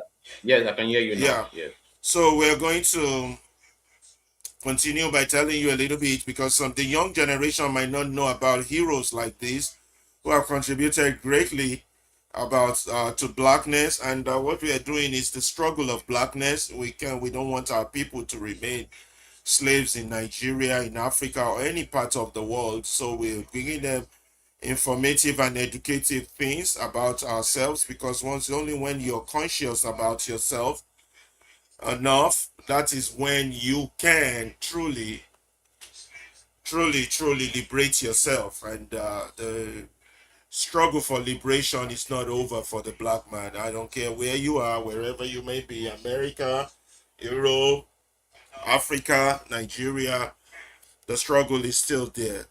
So that's the one. We have his picture right there on the screen. Stephen His name was Stephen Bantu Biko, and his weapon was an idea. In the South Africa of the 60s and 70s, apartheid did not change the black body. It went after the black mind, just like in Nigeria today. This poverty, this democracy, false democracy, and whatever it is we're practicing that is a colonial construct has not just chained us into poverty, it has chained our mind. So, Biko in the 60s, 70s, apartheid did not only chain the black body, it went after the black mind. It taught millions of black Africans that they were inferior by nature, that white was the standard of beauty, intelligence, and worth, and that their place beneath the boot was simply the order of things, just like those who are our big men today want us to believe that those are the order of things. Biko Stephen understood that this mental conquest was the deepest chain of all, and he set out to break it, which is what we are trying to do here also at the Movement Radio. It breaks this mental chain that the colonialists, the military, and their civilian counterpart in Nigeria has put on our people. To break this mental conquest was the deepest chain of all, and he set out to break it. He founded the Black Consciousness Movement while still a young medical student. Its message was simple and revolutionary. Black is not something to apologize for. Black is dignity. Black is pride. Black is capability. And black is beautiful. He gave the movement its most famous line: the most potent weapon in the hands of the oppressor is the mind of the oppressed. He was telling his people that before they could be free on the streets, they had to be free in their own heads. And that no government could liberate a people who had been trained to despise themselves. That idea spread like wildfire. It helped inspire the Soweto uprising of 1976, when school children rose against being forced to learn in the language of their oppressor, and the police answered children with bullets. The apartheid state understood exactly how dangerous a free mind was. They banned him, restricting where he could go, who he could meet, and forbidding his words from being quoted. But an idea does not obey a banning order, so they went further. On August 18, 1977, Stephen Biko was seized at a police roadblock. For over 20 days, he was held under the Terrorism Act, and in the hands of security police, he was chained, stripped naked, and brutally beaten until his skull was fractured and his brain began to bleed. Then, unconscious and dying, this man was thrown into the back of a police vehicle and driven more than 1,000 kilometers to Pretoria. Naked on the floor with no medical care, he died on 12 September 1977. On the concrete floor of a prison cell, he was 30 years old. He was the 46th political detainee to die in the custody of the apartheid police. The government response was to lie. The Minister of Justice said Biko's death left him cold, and officials claimed he had died from hunger strike. Then a white journalist named Donald Wood obtained photographs of Biko's battered body and showed the world the truth before fleeing the country for his own life. The lie collapsed. Biko's funeral drew tens of thousands, and his death turned him into an international symbol of the evil of the apartheid, hardening the global campaign of sanction that helped bring the regime down. We here in the Movement Radio believe that what Nigeria is going through now is worse than apartheid. So if Biko went through this for apartheid, you can imagine what we have to do to free ourselves. most importantly, the freeing of the minds of our people. Here is the injustice that still burns. The men who beat Stephen Biko to death were never punished. A 1977 inquest cleared them of all responsibility. When 5 of them finally confessed years later to the Truth and Reconciliation Commission, they were denied amnesty, and still they walk free. Only now in 2025, 48 years after his murder, as South Africa reopened the inquest into his death, an admission that injustice was never done. They killed the man in a cell and thought that the idea would die with him. It did not. Every black child thought to be proud of their own reflection is carrying the things Stephen Biko died to give them. You can beat a man's body to death, but you cannot do that to an idea whose time has come. Biko's example should serve an example to young Nigerians. Instead of following these old politicians that have foolishly destroyed their country, you need to start to free your minds as regard the enslaved state that you're in, so that you can liberate yourself and liberate your people from this hardship. We showed you these two, the first poem and this write-up for a purpose, that blackness is not something to apologize for. We are not inferior. We only have our mind captured by the rapacious evil men that have captured the country. You start to free your mind, you will be free. And freedom is your God-given right, and you have to start now. This is what we try to achieve here at the Movement Radio. That's that on that. We are going to move on to the next activity for today. Any comments, Abdullahi and Ibukun, on the girls poem of blackness being pride, and the story of Stephen Biko? Well, the video of that lady was quite profound, and there's no further adumbration about it. You know, it's very well stated. The struggle of the black race, really, the struggle is real, and there's a calculated effort to keep our heads buried. There's a calculated effort for us not to raise our heads and stand toe to toe with other humans. All right, they do not see us as humans. They see us like inferior entities. We don't know why some entities will have such dark souls, such that they will not allow their fellow humans to thrive and exercise their humanity and achieve the greatness of their potential. Why should we have to compete with one another when we can actually collaborate? All right, our skin color should not be a barrier. But it breaks my heart that humanity we have made some level of progress, but as far as I'm concerned, I believe we still have a long way to go. And the fact that we have a long way to go is why I am very, very happy. I'm glad that we have entities like the Movement Radio poised to facilitate the progress of this project. It's a lifetime project to the very end. And of course, talking about Steve Biko, learning about the sacrifice of this great ancestor humbles me a great deal. That, whatever we are doing now, it's child's play, really, to the kind of sacrifices. People tell us that we spend so much time educating our people. We put ourselves at risk going from place to place, from marketplaces to other areas where the establishments have their conquered sleeve littered everywhere, waiting to indeed perpetuate evil against you.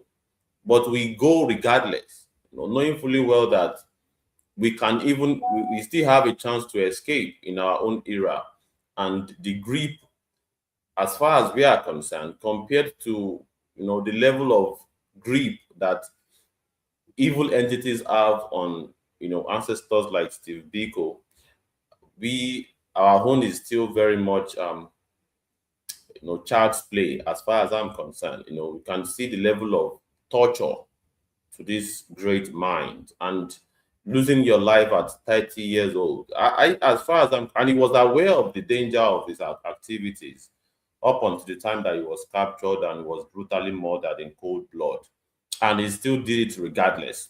These are my own idols. These are my own Orisha, in my own view. I do not respect any foreign entities that claimed to lose his life but got it back in 3 days' time, and of course still very much gallivanting in a spiritual utopia. I indeed have respect for Stephen Biko and many other African ancestors that paid the ultimate price just because they confronted the system. So in fact, the fact that he stated that there's nothing that you can do to an idea whose time has come is also a resonation to what is happening today. People are trying to quench the liberation struggle in Nigeria and across Africa. And even recently, they want to turn our back against our fellow African brothers and sisters.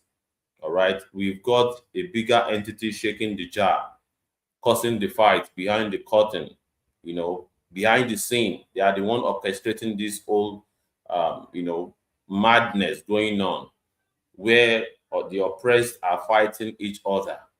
It should not be. It's a very unfortunate situation, but we know that there are powers that be that are causing this, this oppression, this uprising, really, of fights between the oppressed. But we know that the people will overcome eventually, and at some point, this whole game will be exposed, and the African race will make progress. We have Freno join us at the speaker section, and of course, Beatrice.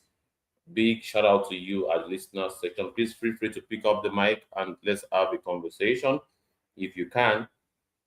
But if you can't, please drop your comments. We would read loud and clear. Freno, do you have any contribution as far as this topic is concerned? What's your perspective? Freno, are you there? Okay, it seems as though Freno is not ready for us, but well, it's fine. Okay.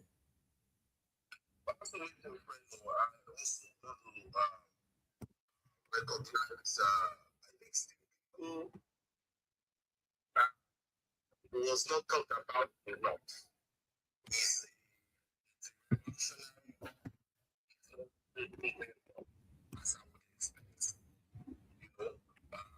His own position about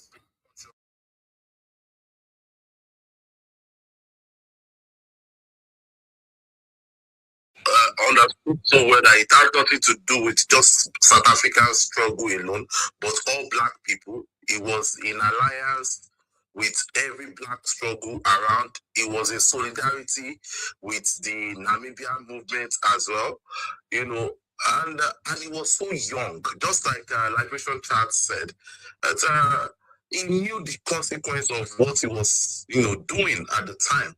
That time was extremely brutal than now that we are hiding under the guise that, you don't want to die, but you won't go heaven. Those days they knew what they were into would lead to death, and he knew all of these things. And on that fateful day, he was caught on a roadblock, and that all ended the whole story about Steve. But what will interest us, and this is what I think we should take home, is I love the fact that the lovers of Steve Biko, those who knew the role he played, all through the struggle, without any form of compromise, moving students from one point to another.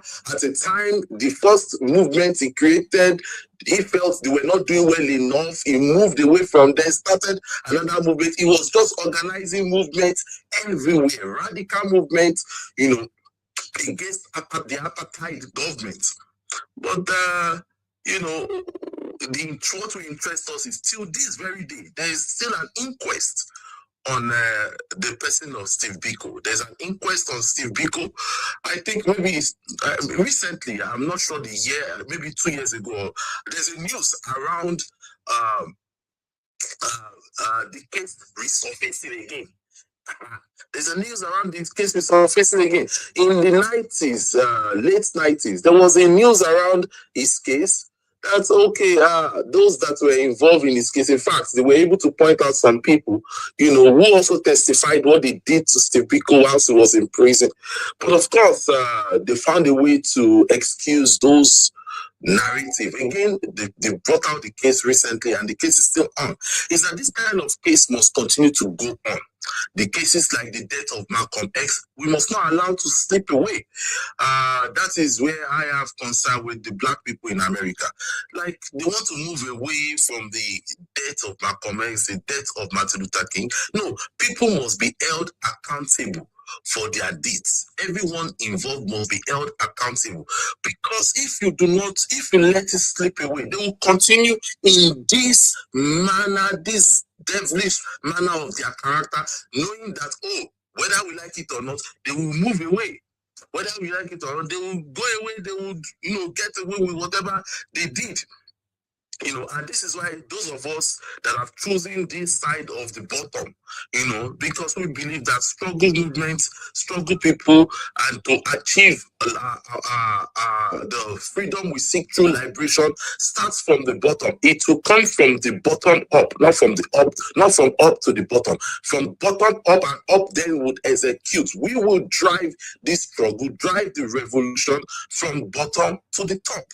When we drive it from bottom to the top, the role of the top is to execute the institution we want to experience, the kind of system we want to have to run in our country. That then is the role of the top. But we will bring about that to happen in our country. And Steve Biko drove the whole idea about anti-apartheid all through, went through schools, educated people. I think he was even a medical doctor. I might be mixing it up, because I know he was into, because at the time also, he was expelled from school, but he got another admission into another school, and I think he was practicing medical, whatever.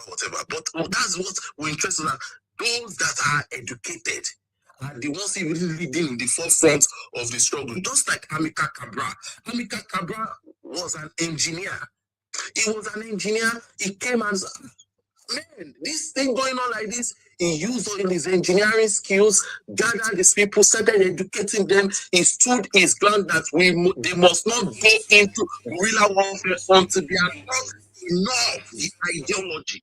That was one of the reasons the PGAIC went, or PAIGC, sorry. One of the reasons they went through a long time in the Guinea-Bissau and Cape Verde, and one other town.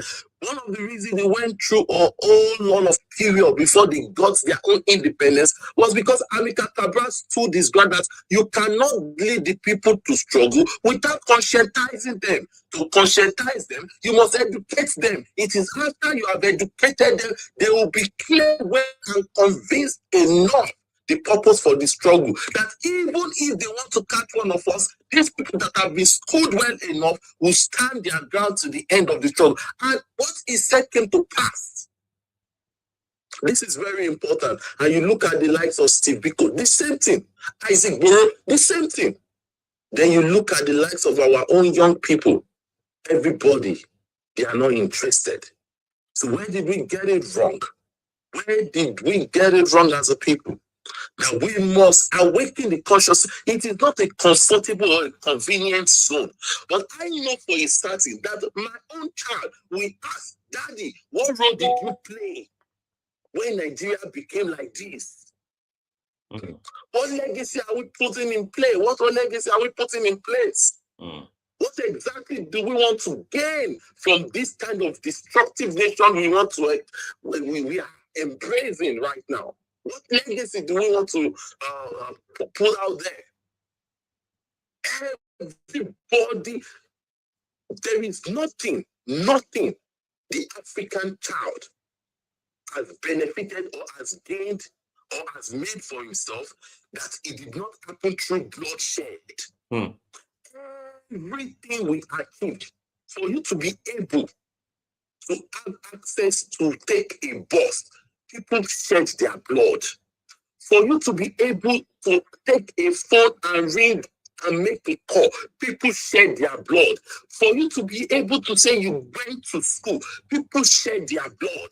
For you to be able to say you want to speak, don't you understand how you were treated? You dare not speak. No wonder we Africans are so loud. Because for 400 years plus, what am I saying? Let me add all of them together. For 1,200 years plus, that is in addition with the Arab enslavement and the addition of the European enslavement, altogether almost 1,400 years plus. Our mouths were padlocked. How then do you want to speak? Who born you when you want to speak? No wonder we are allowed, because we've not spoken for centuries. We have not spoken for centuries as African people. People shed their blood. They did not give us freedom freely. Nothing. And it's not even freedom in the first place, because there was no liberation. You jumped the ladder. I waited the consequence to go on like this. We jumped the ladder. We did not go for liberation so we can stick it. Because freedom is never given freely. You obtain it, you own it, you take it. You must take it. Just like the kingdom of heaven. The kingdom of heaven suffered violent, and violent take it by force. Anybody that negotiates freedom for you is never going to make you free. You will be subjected to the person till the eternity. That is freedom. Nobody can argue it. But look at our own country, Nigeria. Whatever independence you want to celebrate today, you negotiated it. You never end it. You negotiated it. Yes, don't get me wrong, there were well-meaning people that was interested in the struggle. That's this, that. But of course, we went ahead to negotiate. So what do you know that they negotiated? No wonder everybody still sees us as a company to access any day, anytime they wish for or they wish to.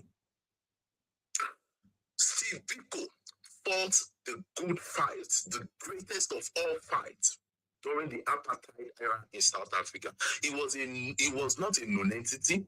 He was a scholar. He was, I think, and I don't know if I can remember that part. I think he was a medical doctor. He was studying, at least, I think he was studying medicine. So that you understand. So before you come and think that it is your own profession that is special, you couldn't have studied whatever that you study now that you think you are the best people among every other person. No, he left. I'll talk more about it later. Yeah, please proceed, OIE. Yeah.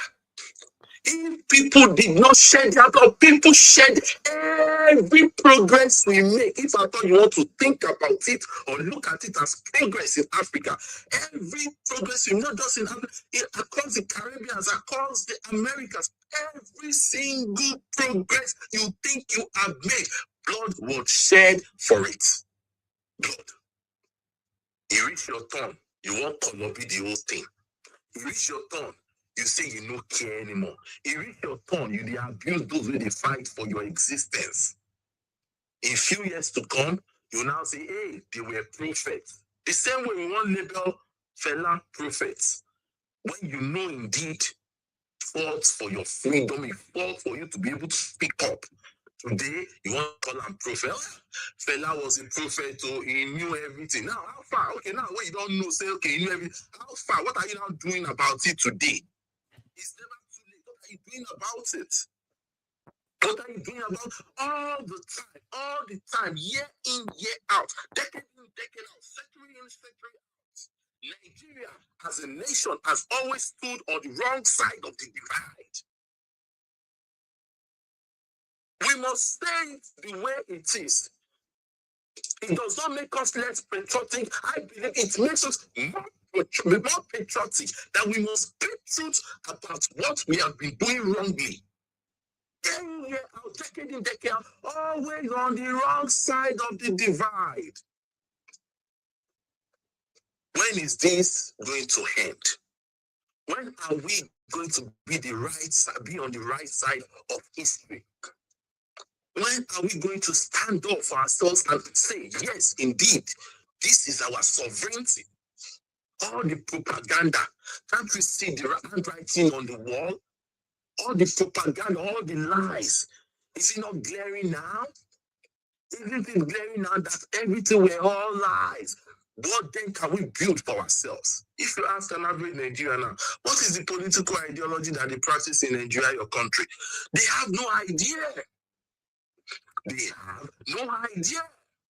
They don't even know where they belong politically. They just want to stay afloat. How then can we get this country to make progress when you don't even know what politics you are practicing? You have no idea what you are practicing. And we come, you say you want to embrace capitalism. Are your forefathers, are they capitalists? Iyalaku were they capitalists? Babalaku Babae, were they capitalists? Don't you know where you're coming from? Omoruko. Don't you know where you're coming from? What do you have? What capital do you have that you want to embrace capitalism that you know nothing about? What is Africa's business with capitalism? I'm asking you. Let's talk about it. What is Africa's business with capitalism? Where did it come from? When they told you, your forefather, in fact, I'm going too far. Ask your grandmother. They own their houses. Now we have no home. Go to America, the most capitalistic country in the world. Over 3 million people, homeless people. Since the 60s, they've been talking about this. On record, since the 60s, over 3 million people were homeless. Go to LA, you see people sleeping on the floor of LA. They don't have a home. Not because America, everybody knows. Think about it. Let's talk about this thing. Everybody in the world, every sensible person in the world knows that America can afford to house every American. Everybody in the world is clear that America has the capacity, has the financial capacity to own every single American. Just like the way China house over 80 to 90% Chinese family own their own houses. Was that not who we were as African people? Your grandfather, they tell you, your grandfather rent house. Let me start from that conversation. Tell me now, if your own, okay, maybe some people young, right? Some people young. Let me take it a step further because of some young people. I mean, I'm close to my own 40, so maybe because of some young people in the among us. So let's take it a step further, right? For the sake of them. So let's take it a breath. So not just your grandfather, your great-grandfather, at least the first one, your first great-grandfather. After your grandfather or your grandmother, the one before, so your great-grandfather or your great-grandmother, go ask them if they're still there alive. They know nothing about renting house. They know nothing about renting house. They don't rent house. We have no idea about who you go and pay money to as landlord. We own it. It's our house. Till today, as I speak, my grandfather's house still there. It's still there. My grandmother's house is still there.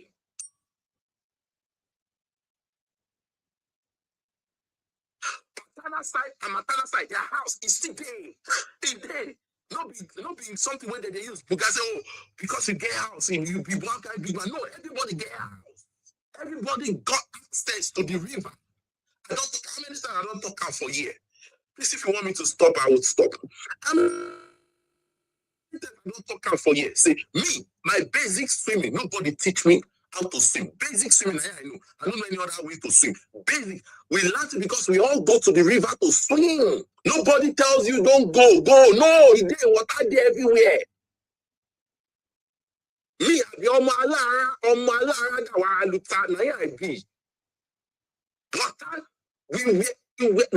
people of water. They are my grandfather.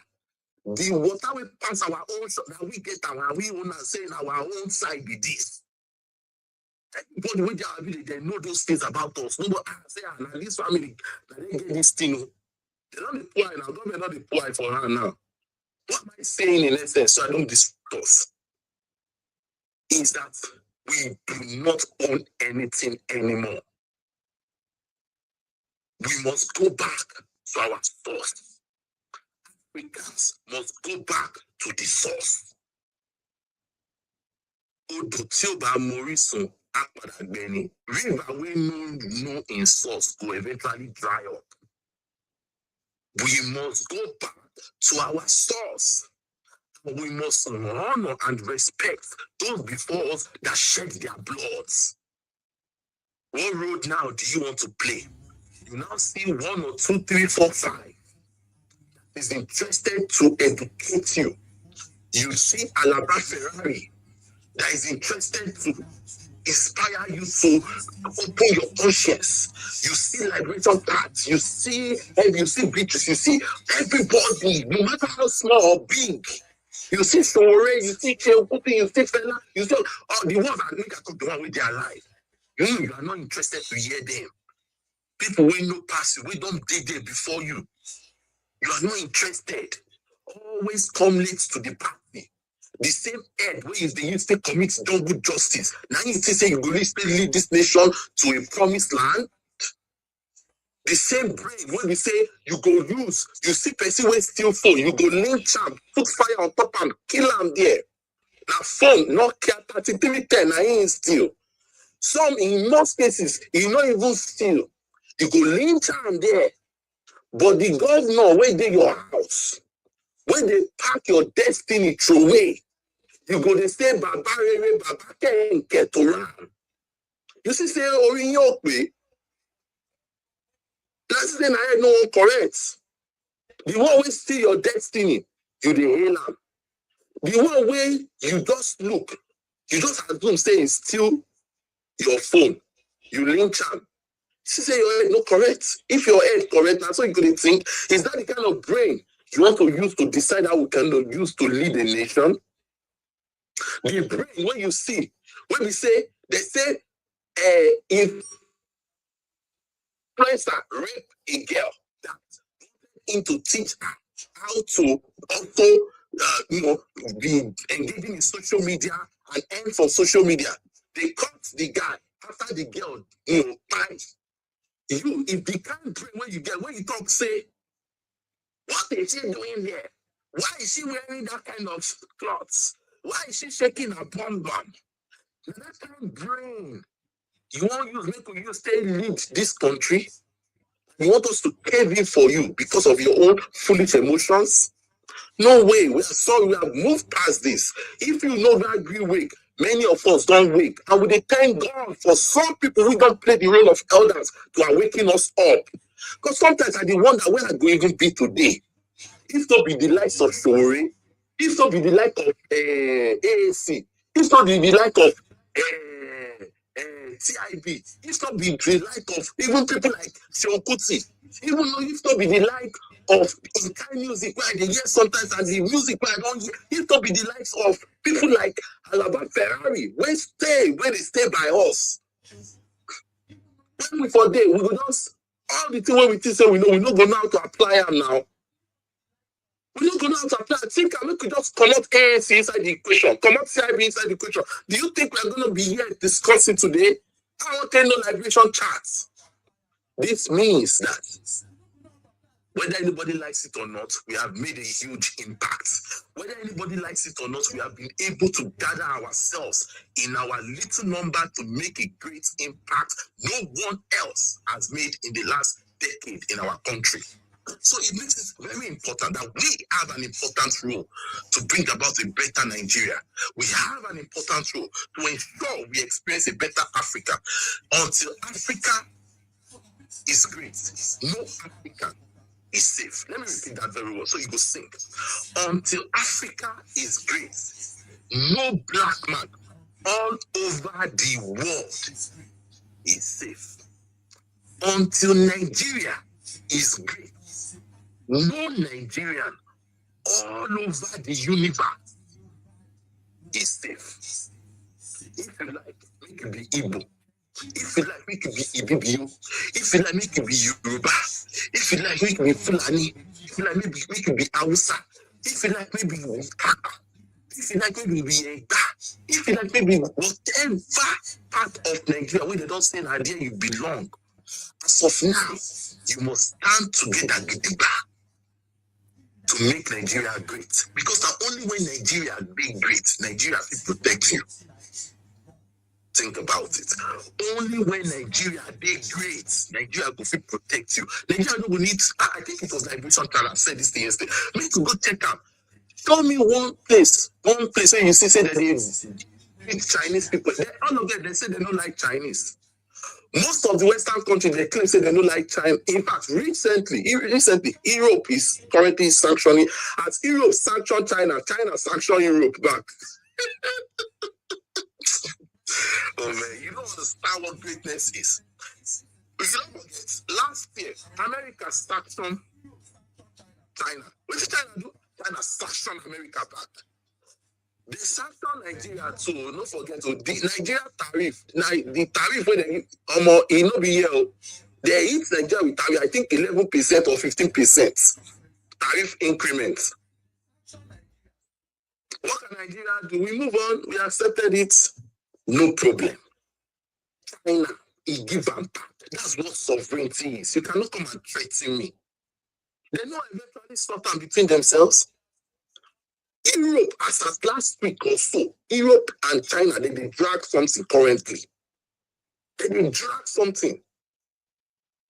When you are great, you are great. They don't feel do you anyhow. They don't push you anyhow.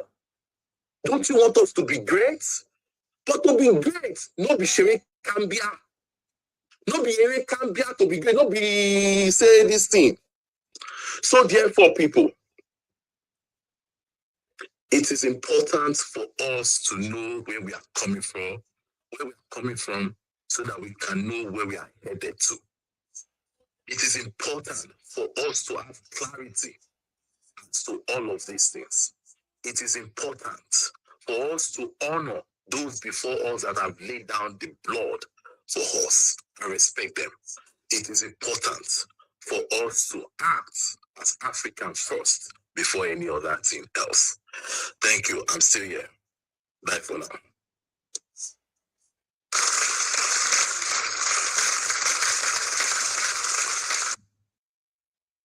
Yeah, proceed, sir. Are you there? Thank Movement you. Radio, Chicago. Yeah, thank you very much, OIA. In fact, that definitely deserves a hand of applause or more. Okay. Yeah. I just wanted to say that just to add to what OIA was saying.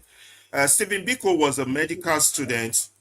He was a final year medical student when he quit medical school because he figured out that if he proceeded with medical school, he will end up being a second-class citizen in South Africa, even as a doctor. So it is better for him to confront the evil of apartheid and have it diminished, while the likes of Mandela were in jail as at that time. So he then analyzed the South African apartheid and saw that when a black man is going to be sent to jail, it's a black man that they will cover his face that will testify against him. So he saw that if this system is not dismantled, it doesn't matter whether he's a millionaire or a doctor in South Africa, he will still be a second-class citizen. And so he focused on the mind of the black man and said that the mind of the black man has already been captured. The biggest weapon the oppressor has is the mind of the oppressed. So he set out to liberate the mind of the oppressed. Personally, for me, of the Movement Radio, I believe that the problem we have in Nigeria is bigger than apartheid, is worse than apartheid. It's big manism, it's a system a system of feudalism that has been culturally incorporated into the DNA of Nigerians to mean the concept of big manism. Now, there are three factors how this system is far much more dangerous than apartheid. One, it is invincible. You cannot see it. Unlike black and white, you know what side you belong to, you know what color you are, you know what side you should be on. Big manism, you don't know what side you will be on because your brother, your sister, your father, your auntie are already in that big manism. Even you yourself, if you don't re-examine yourself, you might also be on the side of big manism because every Nigerian wants to be a big man. Make no mistake about that. They admire the big man. They desire his ways. They want to be like him. And if they get the opportunity, they will do worse than him. This is why apartheid was better than, but far much more less dangerous than big manism. Secondly, your relatives, everybody is involved with it. It's culturally incorporated into you. So let's look at all the Nigerian elites now. None of them is joining in the struggle. They're all pretending to be asleep instead of being awake. To be awake means you are conscious, but they will be the first to start criticizing the system.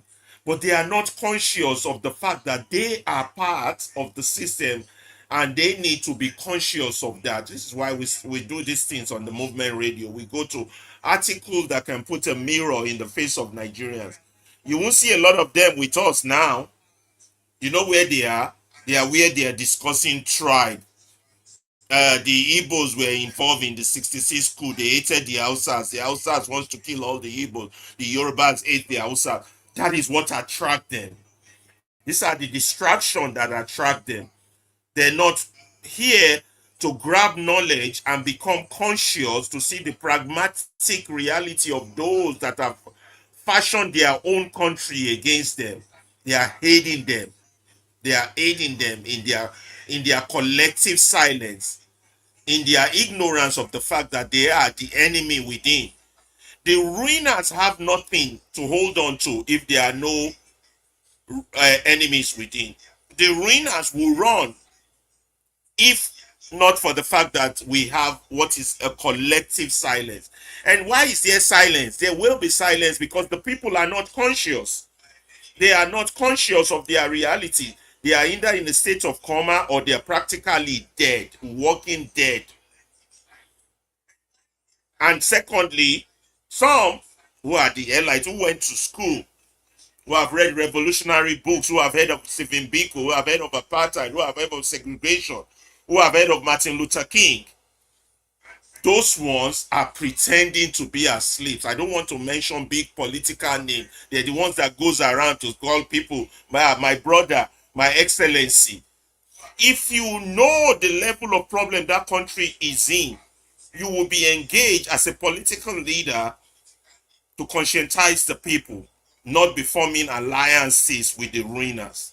So we have people purporting to want to come and solve your problem, forming alliances with the people that created the problem.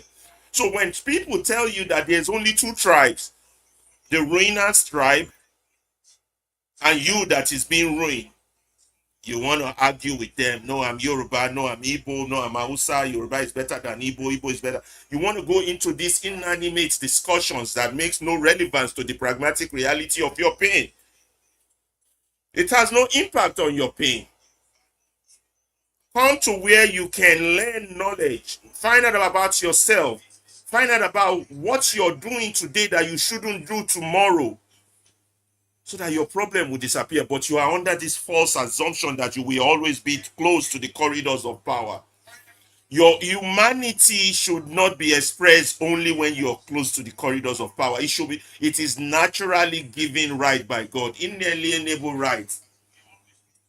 And you don't have it. Guess what? You don't even have it in your own father's land. So is it you that wants to go to Europe and complain about racism when you don't have a single right in your own African land?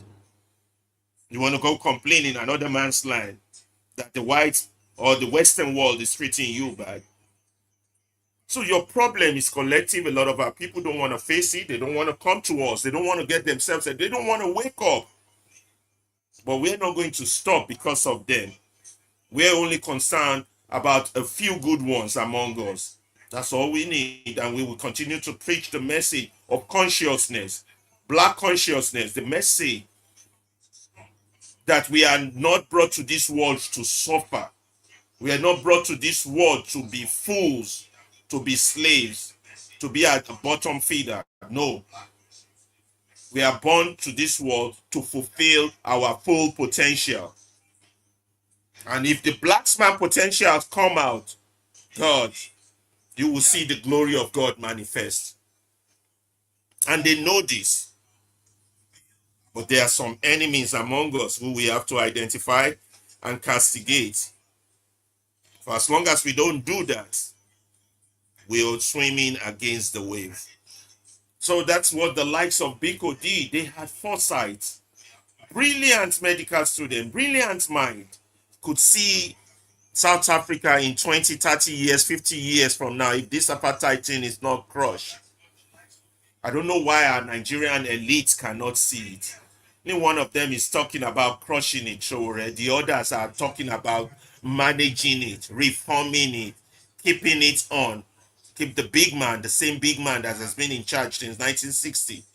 The same 1966 boys that took the country backward. Same 1960 Buharis, the Babangidas, the Tinumbus, the Obasanjos. Look at your history, the same boys, and you have 40-year-olds arguing on Twitter supporting these old men. Stephen Biko died at the age of 30. We have 30-year-old young Nigerians with a doctorate, a PhD, arguing on behalf of Atiku. We are in deep trouble. Those are the ones that should be championing this cause, conscientizing their people, educating the market woman. But where are they?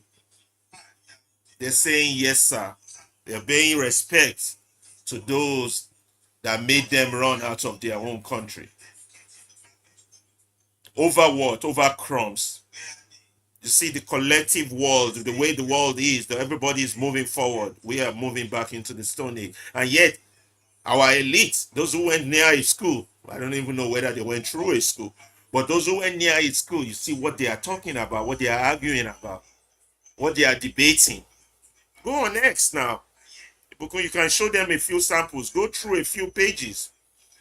Let's hear, just take 2 minutes to hear what conversation is about. Your stomach will run, because why would the people who have this level of problem be talking about this level of rubbish? And they want to be right in their stupidity. They want to be right in their foolishness. And Olodo uprising is not just an uprising, it's an uprising that has courage, whereby an idiot wants you to be sensitive to their feeling because they want to impact foolishness into you. And you're supposed to just sit down and take it and not put a stop to it. Like we say here in the Movement Radio, everyone, opinions are like assholes. Everyone has them, but not all opinions. Some are smelly as shitty as hell, and it's our duty to point it out. We do that a lot here by picking. We don't do news. We don't regurgitate. We don't say, oh, Buhari said, Babangida said, Abacha said, Tinubu son said, Wike said. Those are ruiners. Their views shouldn't count. They should be discarded. They should not be mainstream. Nobody should be hearing what they have to say. The likes of Reno or Mockery, nobody should be hearing or sharing what they are saying. It's like putting a madman on stage. People like Buwala, people like Abati, people like Onopasa and their miscreants that are on X. This is until we get to the point where those people will be afraid to hold the microphone. We're not going anywhere in that country. But the moment you keep giving them the microphone and you stand as a crowd to listen to them, we're in trouble. Abdullah, is Abdullah in the studio? Does he have anything to say about that lady's poem? And Abdullah is not in the studio, unfortunately. Oh, I think he sent a private message that okay, let me check it. And then we're going to move on to the next. Any other person there demanding a microphone before we move on to the next one? No, not at all. Everybody He's at leaving Global early. have, Okay. Yeah, we want to thank Abdullah for that wonderful first article yeah. about how that article is really, I think we have to do that article again. So any other person needing a microphone before we go to the next one? No, not from X. I think we have indeed passed the mic to everyone who wants to speak. Everybody, yeah, we got some people there on Instagram with us, and Rinze Moss, we thank you. Governor, Pretty Boy, we thank you. And some people here on TikTok that have joined us. I can't see this TikTok thing clearly, so it's hard for me to call out the names. Josiman, there's quite a lot of name here. I can't call everybody. Alan, Bobby, Valdez. Quite a lot of people here. I can't call everybody. So on YouTube, I don't know who's commenting. I'm gonna see if there's any messages for us on YouTube and check on that. And then we're gonna go to the next and the last article for today. And then or Ibikun, you have anything? No, I'm perfectly fine. I'm good. I think Okay, we have. now we're going to do this. Nigeria needs disloyal voters by El Nathan. That's the next one we want. That's the next one we want to do. Nigeria needs disloyal voters. Let's see what we got here. I'll close that one there. Okay. You're gonna do the pidgin version, but there'll be a lot of things you won't agree with on this one. But let's read it. I hope it's not long. It's not that long. I'm gonna read it. Nigeria needs disloyal voters by L. Nathan John. He wrote this on February 3rd. The next Nigerian election are a little over a year away, and the ritual has already begun. The bargaining, the defection, the loud declaration of loyalty that mean nothing, and the quiet deals that mean everything. The country is already in campaign mode as if governance is a brief inconvenience between two seasons of conquest. The leader of the current regime, Bola Ahmed Tinubu, understands the Nigerian political elite with a frightening intimacy. He knows precisely how power circulates in this country and how ambitions rot, how fear is used, how hunger becomes a leverage, and how alignment is sold as maturity, and how shame is presented as naivety. He has the unique ability of being able to corrupt and convert anyone who has even the slightest hint of greed, even the slightest potential of moral flexibility. Since he took power in 23, governors have crossed over in steady procession. As of late 26, reporting in Nigeria put the APC in control of 29 out of 36 states. An extraordinary grip and one that keeps tightening. When a party controls that much of the federation, it is no longer just a party. It begins to feel like the only sky. The political class adjusts to that pressure the way bodies adjust to harm by normalizing it. You can argue about whether Tinubu convinces politicians or simply provide the conditions under which they convince themselves. You can argue about whether coercion is explicit or structural, but what matters is the direction of travel, how quickly it is happening, and what matters is whether anyone can prevent the drift towards a one-party state. Tinubu also has the unusual advantage of a Trojan horse in the so-called opposition. Nyesom Wike, his brash and powerful minister of the federal capital, still wears the badge of the PDP, yet functions as a saboteur-in-chief, loudly loyal to the president, relentlessly destructive towards his own party, and effective enough that the opposition has splintered into yet another vehicle, the ADC. The story of opposition coalition leaders adopting ADC as their platform, appointing interim leadership and presenting themselves as a united front has been rightly reported. But this essay is not about Tinubu, who despises a past clouded by unresolved questions about his criminal history in the United States, about his education, even about his age, and has risen to the most powerful office in the land. It is not about Wike, who embodies the Nigerian political talent for occupying two contradictory positions without shame. It is not about the newly formed ADC, which faces the familiar Nigerian opposition problem. A party assembled for the express purpose of power must still pretend to be a party assembled for the purpose of idea. It is not about Atiku Abubakar, who will be nearly 80 years old by the time the next government is formed. It is not about Peter Obi, who rose on the back of an extraordinary youth-driven citizen-led movement in 23, shook the establishment, but has since concluded, perhaps correctly, that mass enthusiasm alone cannot defeat a system in which electoral commission, the courts, and the legislature are all thoroughly captured. It is not about this man who has moved from base that made him nationally popular to seeking support and elite consensus among people he once condemned as ruining the country. That's sad. It is not about that grim realism that has followed the lesson he learned following his defeat in 23, that Nigerian defeat purity with arithmetic money, violence, court injunction, party structure, security agency, ballot logistic, and 1,000 small acts of sabotage. This essay is about Nigerian voters. Nigerian voters have always known the truth that polite political analysis avoids election in this dysfunctional country are choices between the devil and the blue sea. I wrote years ago in the Financial Times about the way collective amnesia enables political shamelessness. Collective amnesia enables political shamelessness.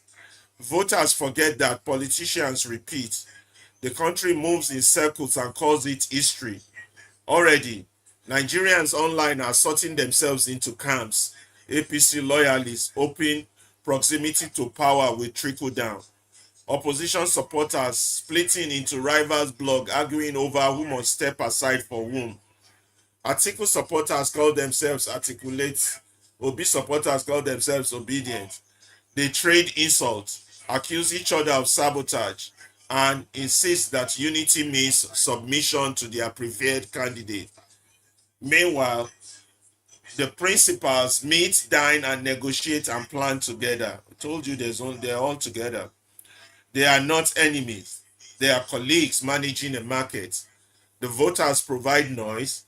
The elite provide outcomes.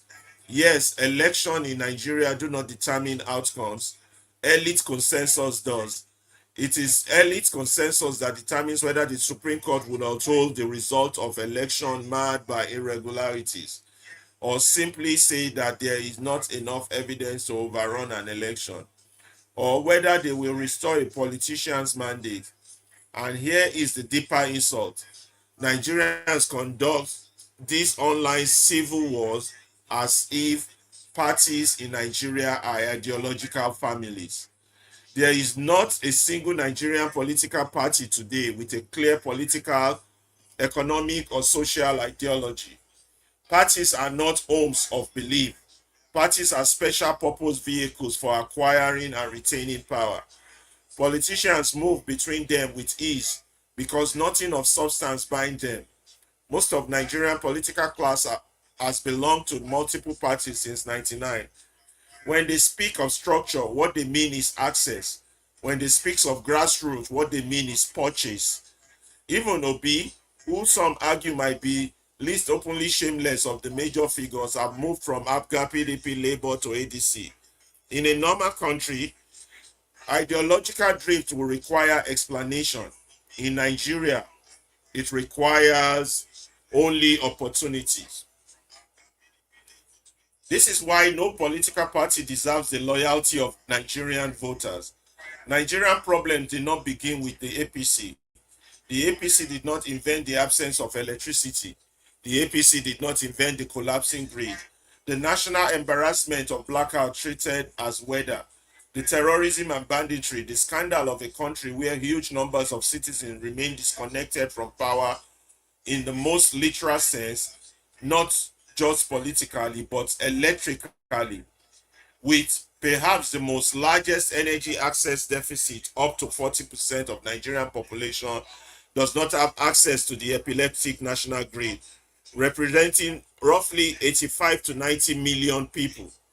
The APC did not invent the hollowing out of schools, the theater of public hospitals, the normalization of kidnapping and ransom payment, the way inflation eats salaries like termites, the way terror becomes background noise. The entire criminal political class is implicated. Every 4 years, they perform infighting for the cameras, then settle back into the same formation. Those who have power and those waiting to regain it. Parties reorganize around this. Parties switch sides and call it realignment. They join the ruling party and call it bringing dividends of democracy. The same faces become new slogans. The same appetites take new acronym. Look at the defections and you'll see the naked logic. The justification is always alignment with the center, always development, always state interest. The language changes, the hunger remains. Even mainstream reporting about defection has treated it as a rolling phenomenon reshaping political map ahead of 27.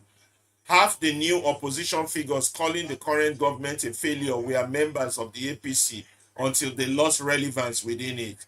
Others were members of PDP until PDP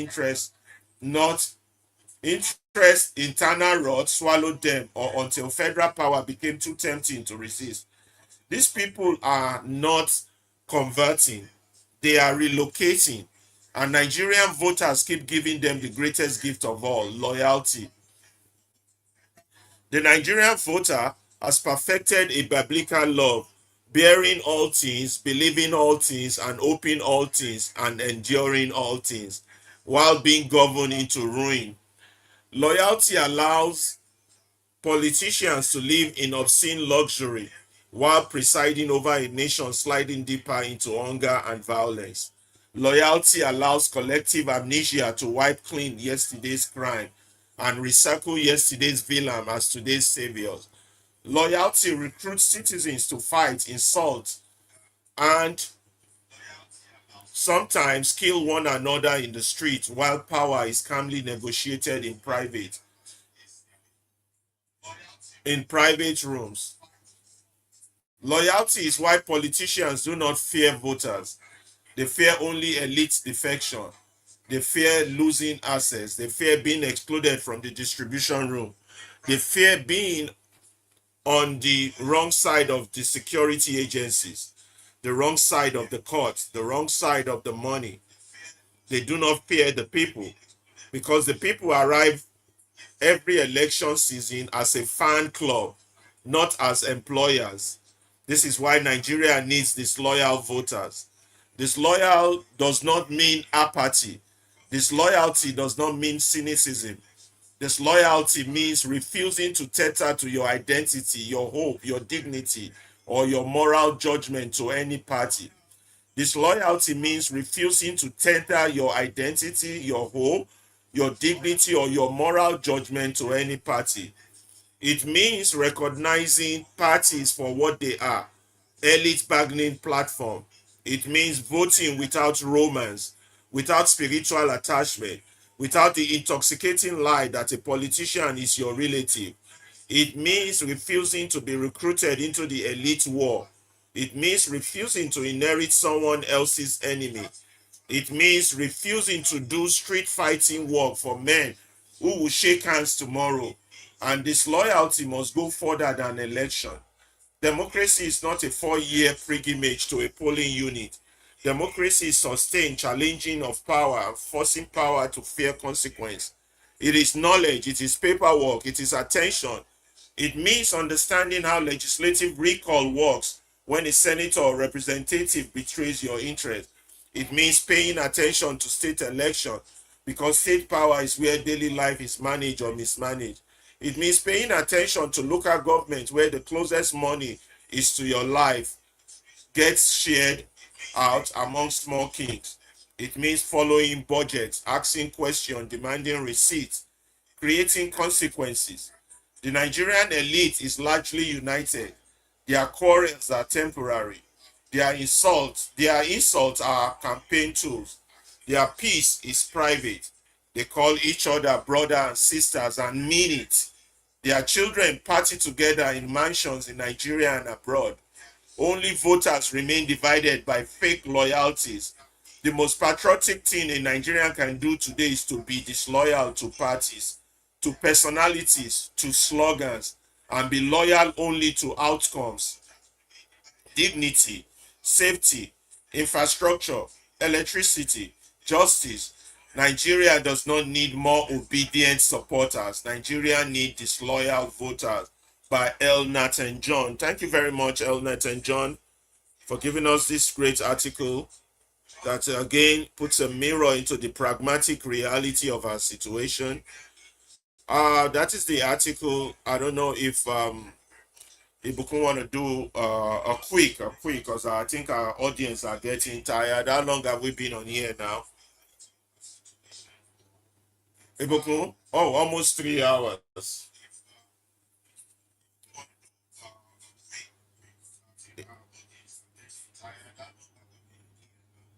Ibukun? Oh, sorry, you're trying to have your lunch too. No. I said, I've we've got been a out here almost 3 hours. You think we should call it a day, or would you have time to run through this guy's last article that issued? Okay, I think what I would suggest based on what is happening from my own end here, Yeah. my wife is having some development. Well, I think Okay. we can begin Continue from it this. tomorrow. Yeah, we can continue from the mind map of this particular article. From Tomorrow. Okay. And whenever we do our next show. today's Okay. Sounds broadcast. like a plan. Our next broadcast is Saturday, so Okay. the same time. Yeah, let's do next that. broadcast Let's do that. Let's call it off, because we've been out here for almost it's almost sorry 3 about hours, 2:51. I wanted it to continue, but Yeah, I understand. Can you quickly greet our voice audience at and the thank background. them for joining us, so we can just round up and continue them? Just greet Thank them you. and thank them. Thank you so very much, everybody. Especially from our audience on X. I greet you so very much. And we'll continue this very powerful episode from where we stopped on Saturday. So sorry we have, of course, where we have had a significant amount of time, but I would have loved for us to continue, but I have to indeed attend to something. And of course, Salisu also had to attend to something. But well, by and large, we've had a very fantastic broadcast today. I'm not making it up. It's verifiable why I need to go. So please, so sorry about that. We'll continue on Saturday by 5 p.m. Nigerian time, and that will be 12 noon Central American time. So yeah, thank you so very much, everybody. I greet you. We'll see you on Saturday. Bye-bye. Thank you very much, everybody. We'll see you all for our next show. Thank you for joining us. We appreciate you all.